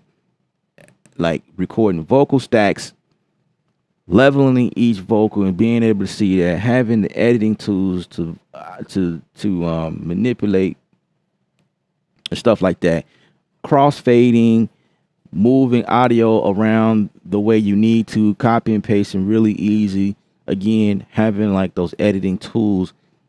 Studio One is totally different. Studio One, me per se, I've been in several sessions where I record up to maybe 48 tracks at the same time. Probably more. Full-on band, because that's what I do. I record bands where we mic the drums. And the drums have several mics. 10 mics on the drums by itself. The vocal, or like if I'm recording a choir, there might be 5 mics on the choir. There might be a couple of mics for a lead or whatever. Like if I'm doing like live, like studio recording, that type thing. There's inserts for the keyboard. If they bring in their own keyboard, like sounds coming out of the keyboard or whatever the case may be. things like that. The bass player needs a line coming in, and that's definitely supported by the audio interfaces that you use. I have a Sapphire Pro 40 that records 8. This one records up to 4, I think, as far as interfaces goes. So, but like, I have a mix console in the studio that I work out of that records up to 24 tracks or something like that. So that would be the big difference between working out of like something like a DAW. That's what gives DAW, digital audio workstation. That's what gives that name to something like that. But to like condense that all down to a simple question, a simple answer, the reason why I use both, because I compose for film, I compose for commercials and stuff like that where video is involved. So I'm making music according to the film, right? You can't do that in Maschine. And when you're doing orchestral stuff, your tracks can easily hit 100 tracks at one time. Easily. And you need to be able to have automation available for that type of stuff. Automating the dynamics of the string section, the having a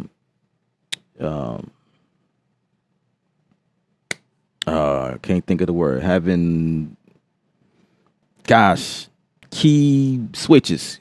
A lot of Native Instrument stuff, it have key switches in there. Like for the string sections, basically key switches is changing the articulation of a string, going from staccato to sustain to pizzicatos or staccatos to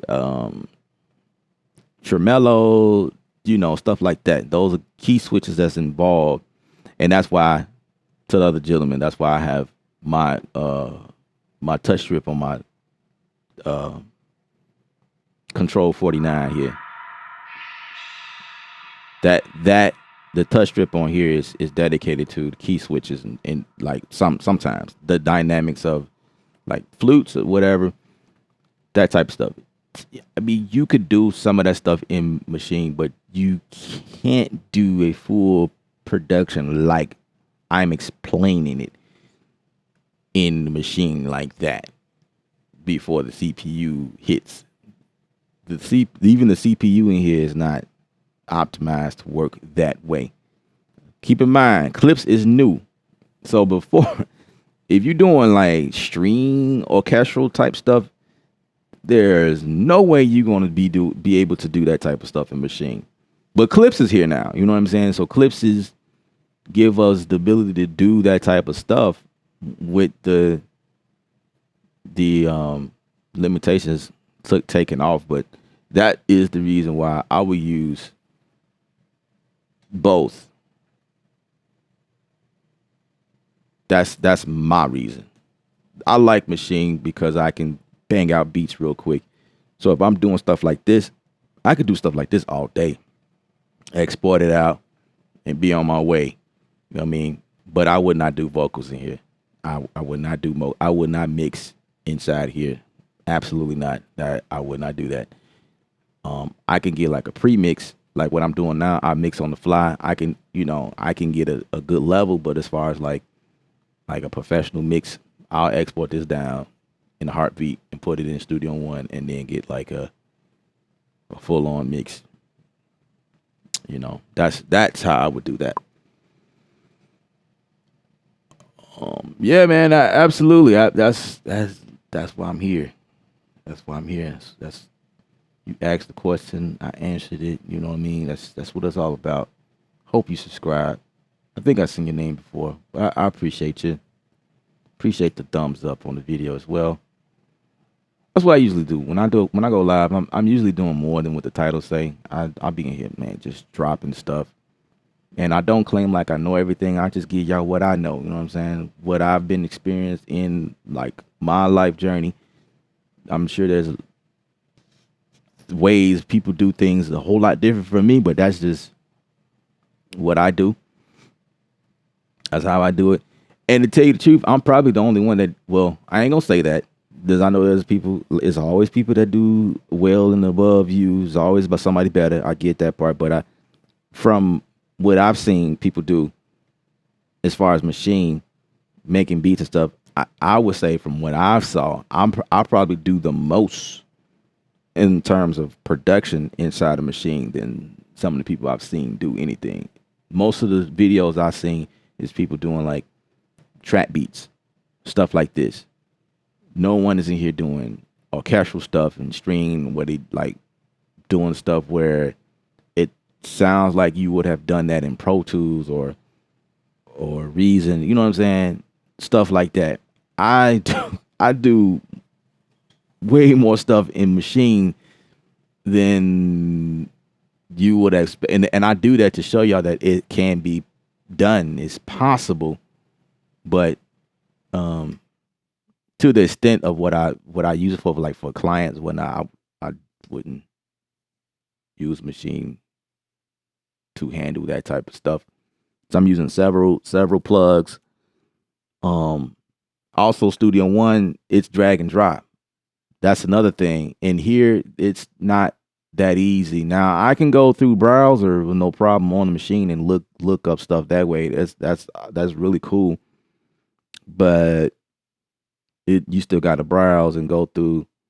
It's not like you can hit and type. Well, I mean, if you're on the computer, obviously you hit the type stuff in, and stuff will come up. But yeah, that's yeah, it's a different type of workflow inside of Studio One. Would you recommend? Would you recommend to do it all in the machine and then transfer the project to Studio One, then complete there? Let's say you are also using Complete Control keyboard as well. Yes and no. It depends on what you're doing. Because you could do it all in machine, but it really depends on what you're doing. I mean, you got the right idea. Some people do it that way. They do. As far as making beats, you could make your whole entire beats in here. Of course, absolutely. That's okay. That's there, right? You could do that. No problem. But I go a little bit deeper because I use a mixture of stuff in machine that's available to machine, and then in Studio One, there's a lot of other things that I use, like the CTC one is an example. The CTC one is something that goes on the master fader. It gives me that analog board emulation. You're not getting that in machine unless you find a plugin that does it. Now, I mean, I have plugins. I could pull up Slate stuff in machine, but when you start pulling in plugins like that inside a machine, it starts to tax your CPU. Things get a little bit bogged down a little bit because the CPU is not really optimized for that type of stuff.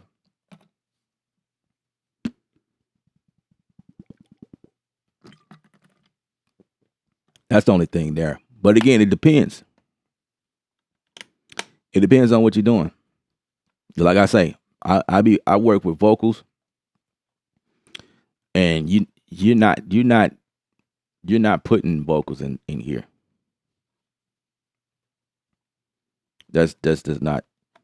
It's not, machine is not really set up that way. In order to get vocals in here, like, I mean, there is an input. Obviously, I can't tell you guys you can't do that, but I just would not do that. That's not what I do. Say you need to record like 4 vocals at the same time because they're doing harmonies or whatever. There's no way you can do that. Now, unless you have an interface. Nah, you still couldn't do it like that because you have to go through sample. You know, you got to go through the sampler here, in order to bring in anything. And this is just samplers, just one thing at a time, one sample at a time. You're not about to record no full band in machine. Machine is just, it just make it's there to make beats. That's all it's designed for, really. Perform live, stuff like that. But yeah, you can do it like that. You can definitely export everything and like as stems, because it's a command for that. I think you go to files and then export audio, and then something comes up. Yeah, you have the options to export all or loop, master, or audio sounds.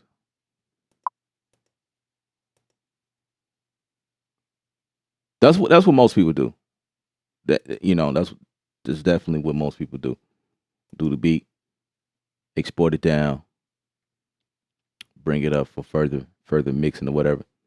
But I mix on the fly, and a lot of times I don't export down.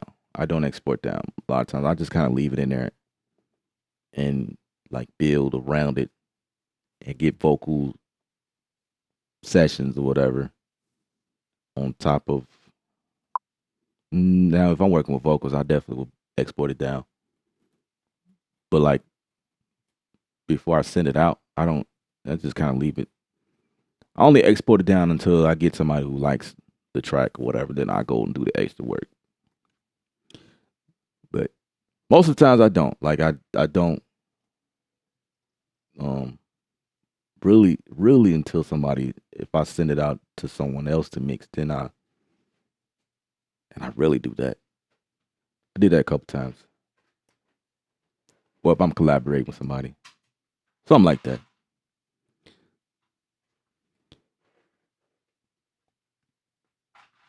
Would you recommend guitar and machine? That depends.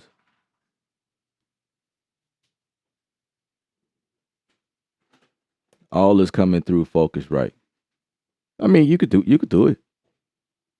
It could be done. Absolutely. If you want to keep the workflow inside a machine, yeah, I mean, you could do it all in the machine. I mean, your workflow is different from mine, obviously. You know what I'm saying? That's the whole point.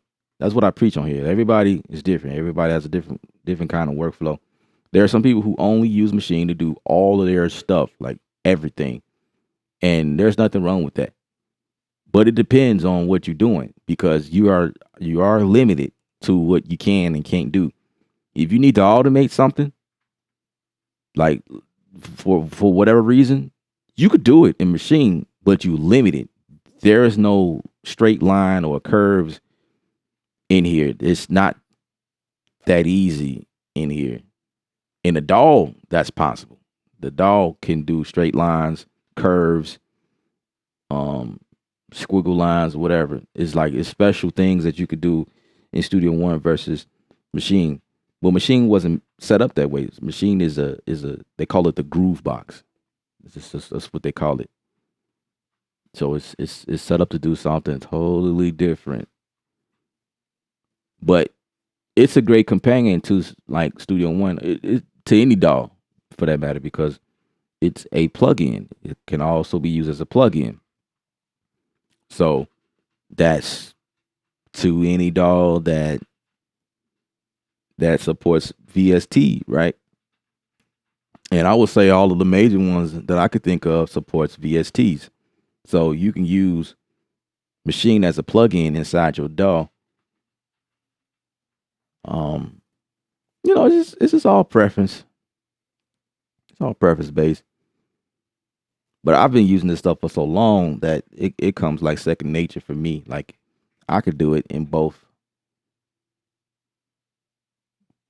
but I prefer like especially like orchestral stuff, and I prefer to do that in Studio One. I would not even attempt to do that in here. I'll do like basic stuff, but like full on, nah, I couldn't do that. I couldn't do that because if you look at how it's set up, you know what I mean. Just imagine like if you ever seen Studio One before, these things that we're looking at where it says clips and stuff like that. This will actually be audio, and you just take that and copy, then move stuff around, and like it's a different type of workflow. Things right here is constrained inside of a box, and until you click on a clip or a pattern, is when it only pops up here at the bottom. You don't have that.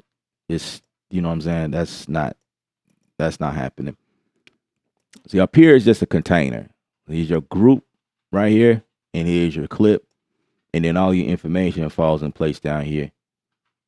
You got your, you know what I mean, your pads or whatever, different things like this. But in terms of what they've announced today, it's definitely dope as to what we can do now versus what we was doing yesterday. You know, but in terms of like Machine versus Studio One, I would never do that because they're not in the same. They're not the same at no capacity.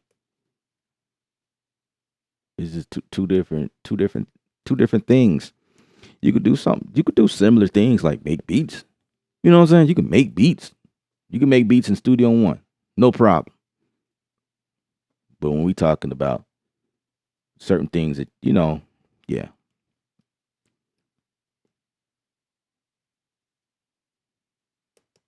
yeah, I use it as a plugin all the time.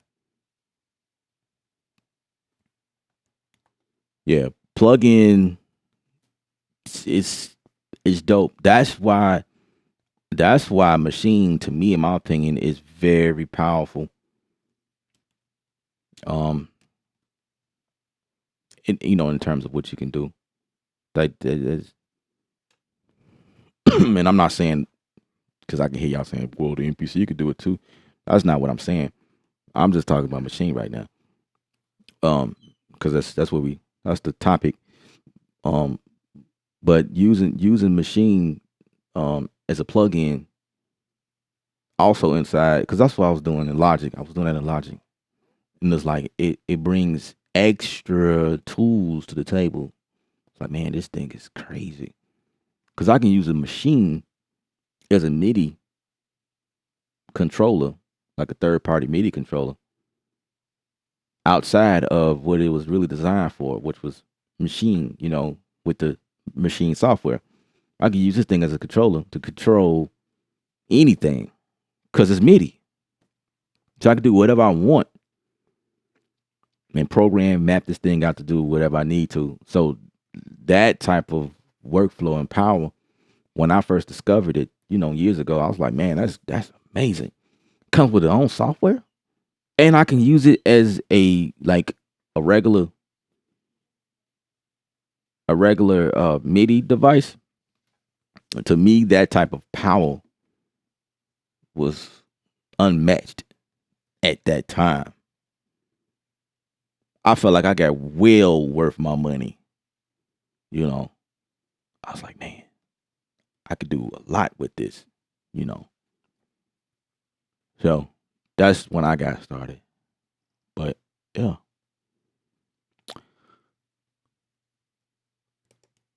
is it easy to export projects from Machine to Studio One, like drag and drop, and also able to edit it as MIDI notes, or would it export as WAV files? You can do both. You can do both. That's why they have these. Oh, I've actually just now noticing this. Okay, so that's something worth noting. Inside of a clip,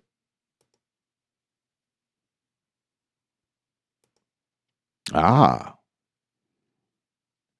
inside of a clip, you can't do that, but in a pattern, you can. hmm Okay, so inside of like a pattern, for instance, there's this thing right here at the second half of the window, but at the top of the arrange section here, off to the right, there is this thing called this is a MIDI and this wave. So if you hold down this MIDI and you drag it out, you can put this pattern anywhere you want. Inside of a DAW, as a matter of fact. See, it's going to let me export to my desktop as well. But this is, you can do that inside of a DAW. So you could drag and drop in plug-in mode and in standalone mode. So you can have them both loaded and you could do that. And the next one next to that is waves. So I could take this, and again, this will be my audio, and I could take that and drop it inside my DAW. So it's very compatible. You could do it that way, and that would be on group level. So if I'm in this group, if I'm in that group, but it has to be a pattern though, obviously. It looks like clips is not allowed because I don't see that parameter. Yeah, clips is, unless I'm missing something, but I'm looking over here. There's no option for clips, but there's an option for pattern.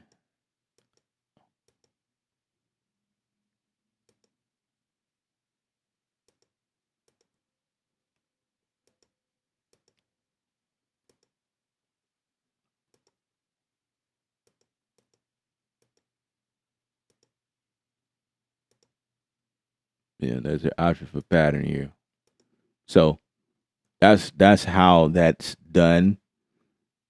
Or if you choose to export everything out and bring it in, that's another way. So it's several ways. Several ways you can do that.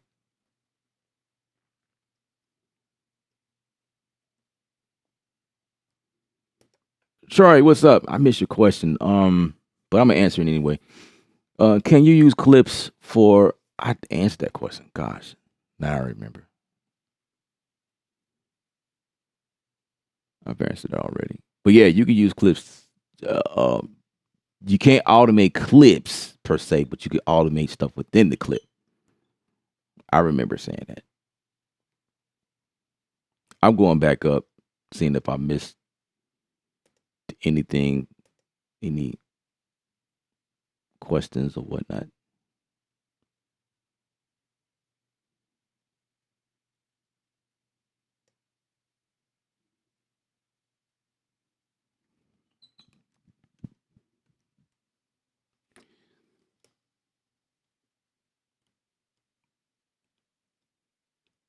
Okay. So I think I'm all caught up.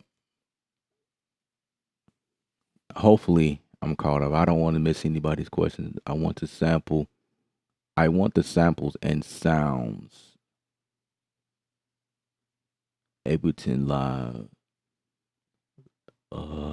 Do you have a vid on routing instruments external?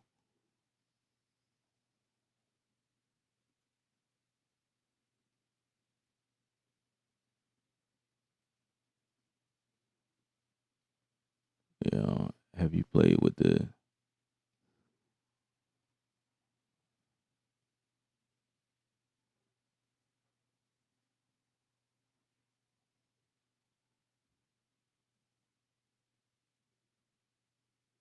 Yeah, I think I'm caught up.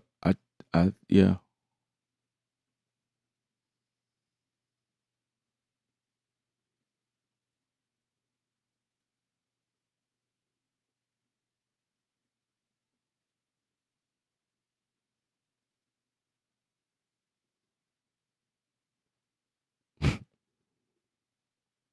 I'm just reading some of the stuff.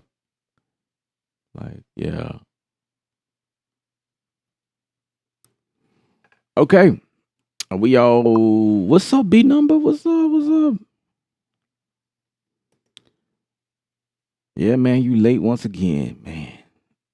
Um, but it's probably my fault because I didn't announce this in the Discord. That probably didn't matter, but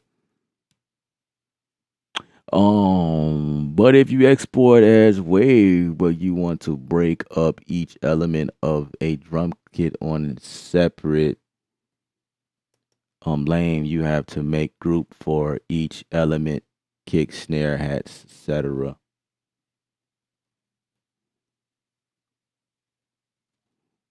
Actually, this is what you have to do if you guys are wanting to export like your sessions. This is what you do when you get to that point. You go to file, and there's two places inside of a plugin. This is where you have to go. There's like a little arrow right there, but it's the same. So if I export audio here, your range, you say all, or you can go in between the loop. So I think right now my loop was at looked like my loop was from 13 to 21. Just for instance. But in my case, I want to get everything out, so I'll just make this all. The source will have to say sound. If you leave it at master, it's going to print everything as you hear it, right? And it'll spit out a WAV file or a AIFF file. In my case, I'm on a Mac, so that's option for me. Macs only sees this. If you on a PC, do not choose this. So with that being said, I usually just keep it at WAV. There is no MP3 versions at the moment.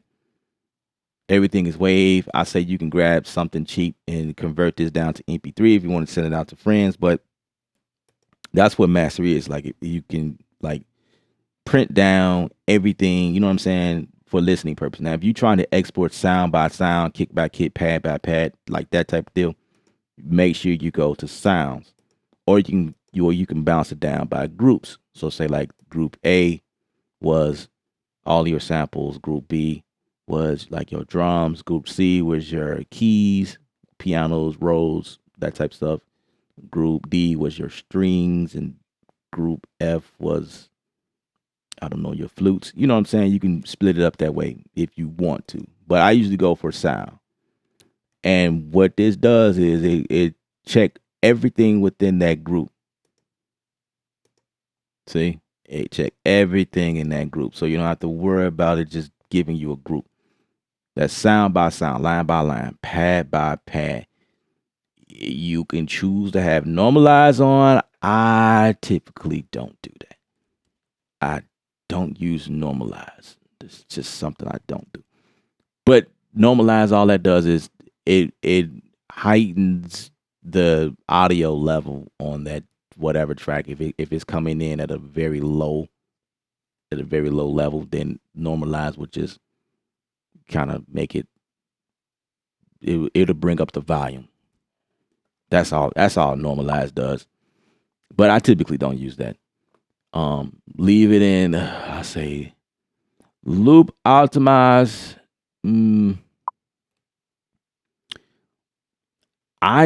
It depends. Loop optimize is good if you want it to be like a perfect cutoff.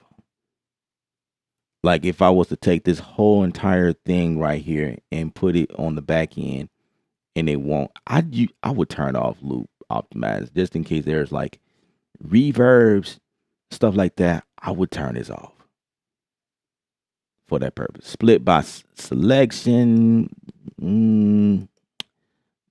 I usually have this off. Split by, I forget what that does though, but I usually have that off. Split by selection. And then of course wave, and then between 44.1 or 48 hertz is fine.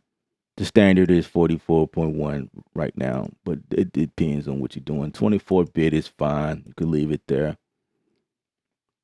And then you choose your folder, Make sure you pay attention to what stuff is being bounced to, because that will be a nightmare. And then you could choose to give it a pre-name. This is the pre-name. I would erase that. Like me, I take that off. Because what it's going to do is going to say whatever you named it, or you you can say stems. All it's gonna do is put stems in the beginning of the name of each track. It's gonna say stem, then dash, and whatever the name of that sound is, and then hit export, and it'll print everything down. What's up, Nuno? Nuno is in the building. Is it just me or is the video is blurry? Let me check. Let me check. It might be just you. Make sure you turn up the your resolution. I'm checking the stream. Wait a second. It might hold on. It might be me. I'm refreshing my page.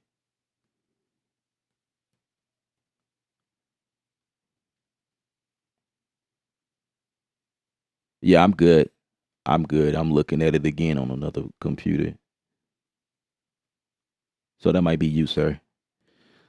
That might be you. Sorry about that if you experienced that.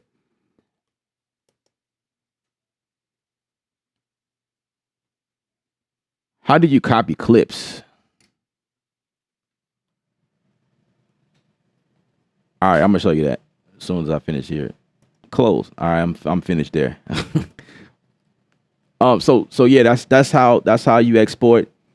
That's how you export the individual tracks, whatnot, and then you go to that folder and find it, and you can send that off to somebody, or you can bring it up in Studio One or Reason or whatever you're using, and everything should start at 1. So the way your tracks will look is like you will have your sample that starts out here. See, this is my clips. I only have one thing, so you should hear one thing. But like, if you got like, depending on how many tracks you have, you might have like this is probably like 50. I don't know. But most of them will start at 1. All of your tracks start at 1. But the tracks or the audio that comes in at a later time frame in this song, the audio will only start at that point. And this is a method we used to call, what was the way we would convert everything? Consolidate. Yeah. Consolidation in Pro Tools. Consolidate everything. That word comes from working in Pro Tools. But yeah, so the copying clips, copying clip is just like copying anything else. You take a clip and you say option and boom, it's copied. That's how you do that. You couldn't do that with patterns though. But you can also like right click on the clip and say duplicate, and it'll do the same exact thing that you just seen me do. And then I can move them. I can move this around. This is the same thing anyway, so it's like not like, yeah. Oh, but look at that. I see what it did. That's interesting. So that's a pattern, yo. In the background. I don't know if that's a placeholder. Let's undo that. Let's see. Take this back to 4. Oh. So there was a pattern there already. That's interesting. So that means I can go in and do something. If I switch this to patterns, that's crazy.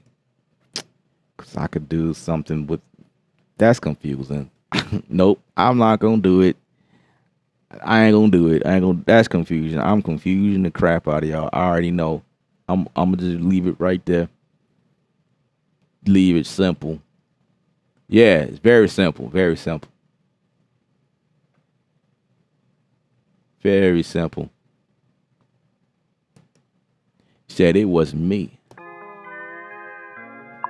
What was you? I missed that one.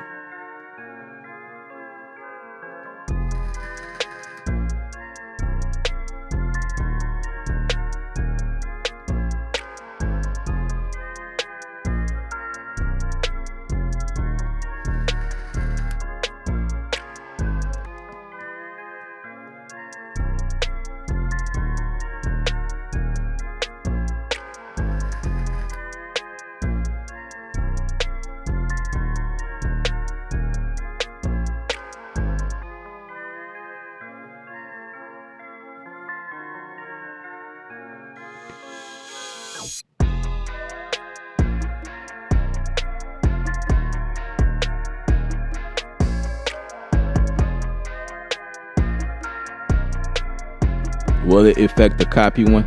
Nope. Because every time you copy a clip over, it automatically uniques itself. See right here, it's clip 4. If I duplicate this,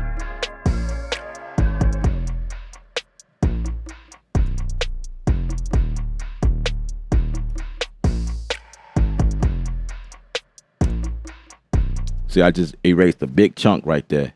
Let's see what that sounds like. That might be pretty cool. See, this clip 5, clip 4, this area is not affected by anything before that.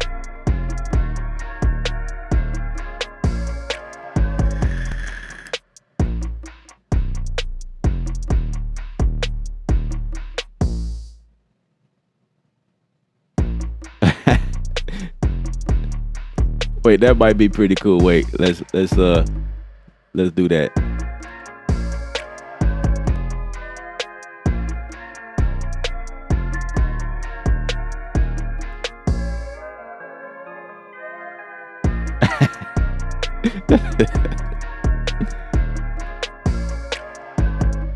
Yeah.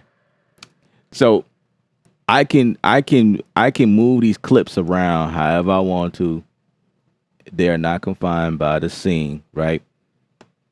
But you want scene because when you start moving stuff around, like copy, like, see, I have to do one by one. Say if I wanted to do that. But you could totally work out of clips, like totally work from clips. But I would like, let me see. If I do like that, this is why you would want scene. Is that, that's not even a scene.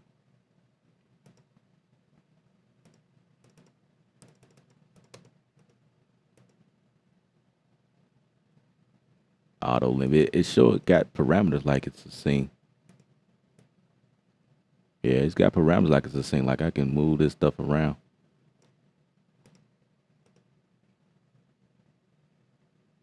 Now that's interesting. Now that's something I just discovered right there. Like, okay, so what is that?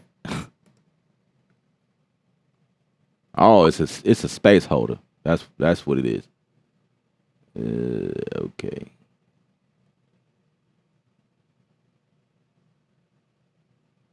So I could make it scene 1. Check that out. Scene 1, scene 1.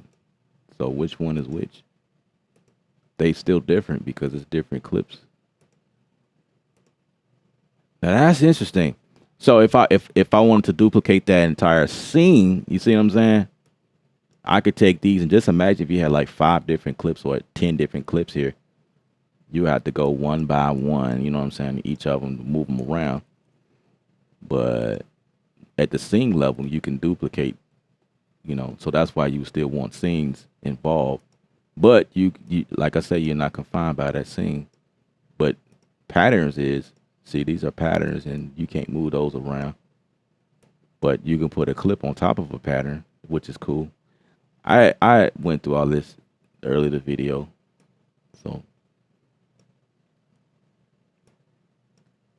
So yeah, that's the gist of that.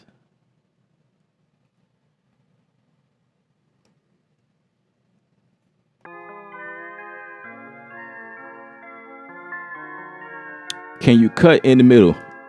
Wow, that's a great question. And I tried doing that, but right now you can't do that. I promise you that was my I was like, man, it would be cool. We can clip right in the middle. But what I did was with this clip right here, is the drums. I just pulled it back some,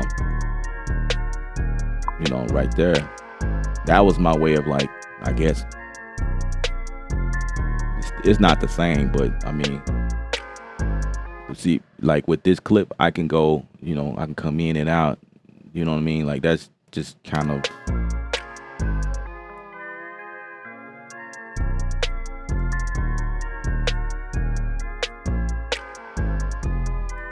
I mean, what you could do is you can come at the edge of it and no, not double, but you have to duplicate it. I mean, that will probably the only way. That still won't make sense though.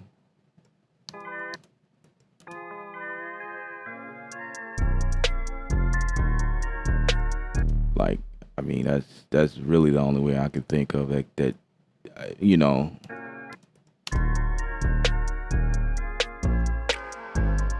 that's the only way you can. Yeah, that would defeat the purpose of clipping because then you got to do this extra work. But the fact that you can do that is pretty amazing because you can't do that with patterns. Patterns is just what patterns is. The way patterns has been since patterns was made. Then I could take this and just slap it on top of there, like, okay, that's the same thing. But once you do that, you overwrite whatever that is. So, you know.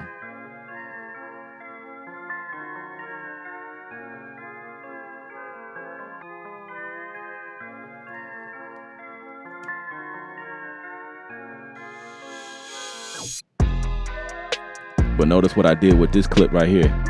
This clip is coming in between, you know, between these two things.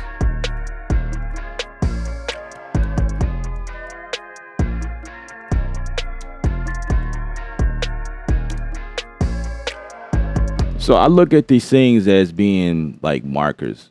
That's how I look at it. Markers. It tells you where everything is. And you can, you know, move this stuff around like before. You know, that's how clips work. It's pretty cool. It's pretty cool. For machine users, this is dope. I like it. I give it a stamp of approval. It's definitely something worth upgrading to. The update is free. Why not? Right? So cool stuff here.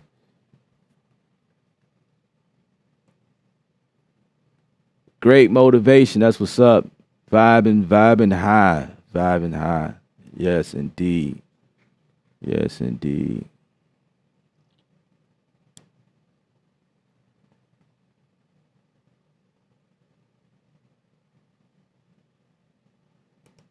I think so. I think so as well. Game changer. Absolutely. I think so. I'm gonna keep exploring. I think that's really the main thing. And if we looking at like the machine, like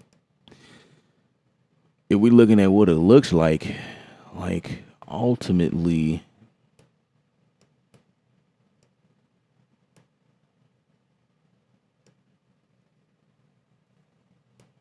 this is what it looks like. Like inside a machine, it looks it's very interesting. Like things look different. This is patterns and that's clips. But it's gonna say selection. But it's really patterns. It's reflecting the patterns. And then over here you can see all your clip action. You could toggle between the different I don't know if you can see that, but you could toggle between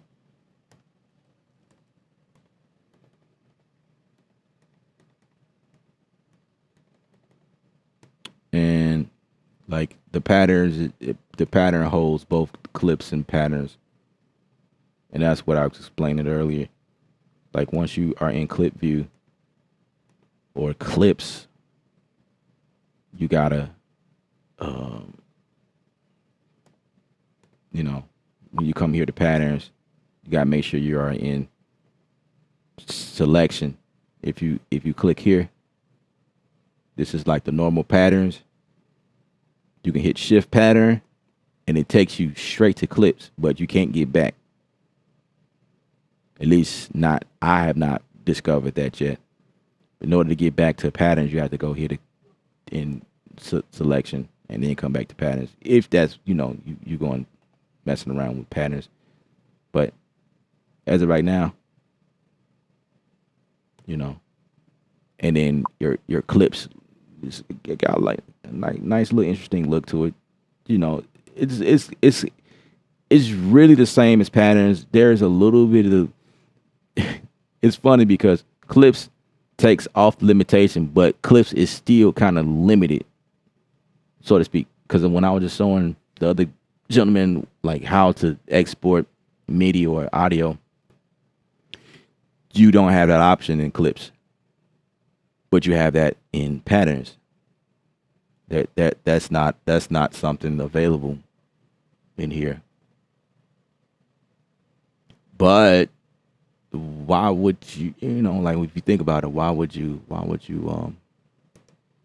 if they gave us everything that pattern does with the way that clips works, then you might as well just call it a pattern plus, like pattern, I don't know, give it a different name, pattern times 2. Updated patterns. So now you can do this with patterns as opposed to clips, because now. So yeah, I mean, I guess clips, you can move clips around how you want to. You can put clips on top of patterns. If you want to just throw something in right quick. Now that part right there, the power behind that. Now I showed that a few seconds ago. How you can have a pattern, right? A regular pattern, but if you want that pattern to do something really crazy, like, but you don't want to go in and like manipulate stuff like how we did before, you can grab a clip, throw it on there, and it will replace that clip will replace what that pattern is doing, and it come right back out of it. And you can move that clip any way you want, and you didn't really. It's like a temporary. You didn't overwrite. It's almost like overdub. Overdub without actually. It's kind of hard to explain, because this is all it's doing.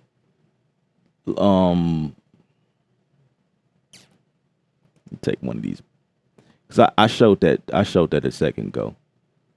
You can have a pattern doing normal pattern stuff, and then you could take a clip and put it on top of it, and it will replace what that pattern is doing with that clip that you're doing. But it's not actually overwriting that pattern. It's just replacing it with that clip. As long as that clip is there, technically it's overwriting it. But once you move that clip, that pattern, whatever you did in that pattern before, comes back. So it's really not overwriting it. It's like overdub, but without the overdub is not. I guess it would be overdub.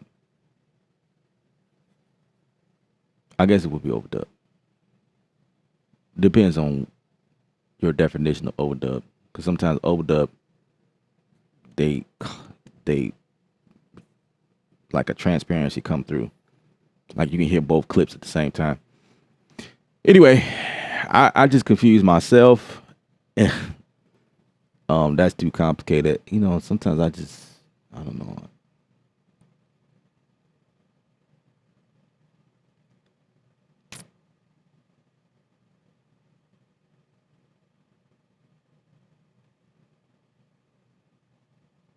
I see what you're trying to do.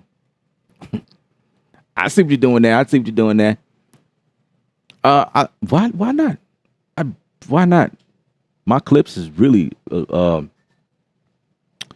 is associated with audio, actually.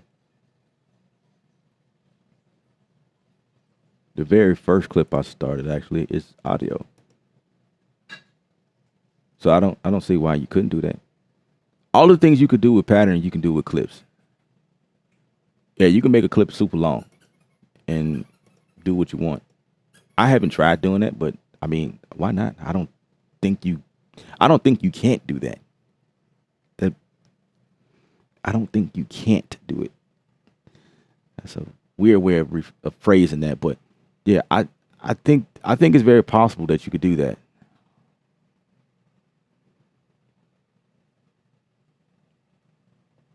I say try it out.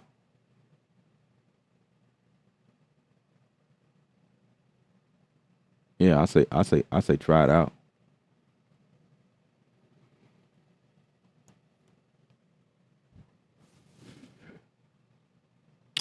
But for those you guys that just came in, thumbs up. You know, the threat. I hope you gave me thumbs up. Nuno, thumbs up, guys. UGN. If you have already, I appreciate it. I appreciate it. I think I'm gonna end it here. Let's play this track again. So this is the place where you guys have questions and they get answered live. And I think I did a great job explaining to you guys how clips work. So I hope that you guys go ahead and update to the latest update, Maschine 2.12, which is where we are right now, where we have clips now. Unleashing the limitations. Yes, indeed. That's what it's all about right now.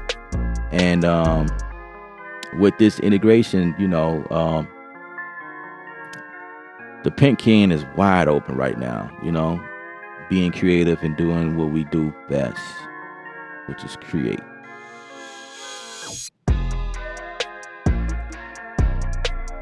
So with that being said, I am Ellup, and I am signing off. Remember, music is art. You're the artist. Paint your picture. Stay creative without rules, guys. Until next time, let's do it again. Creative session.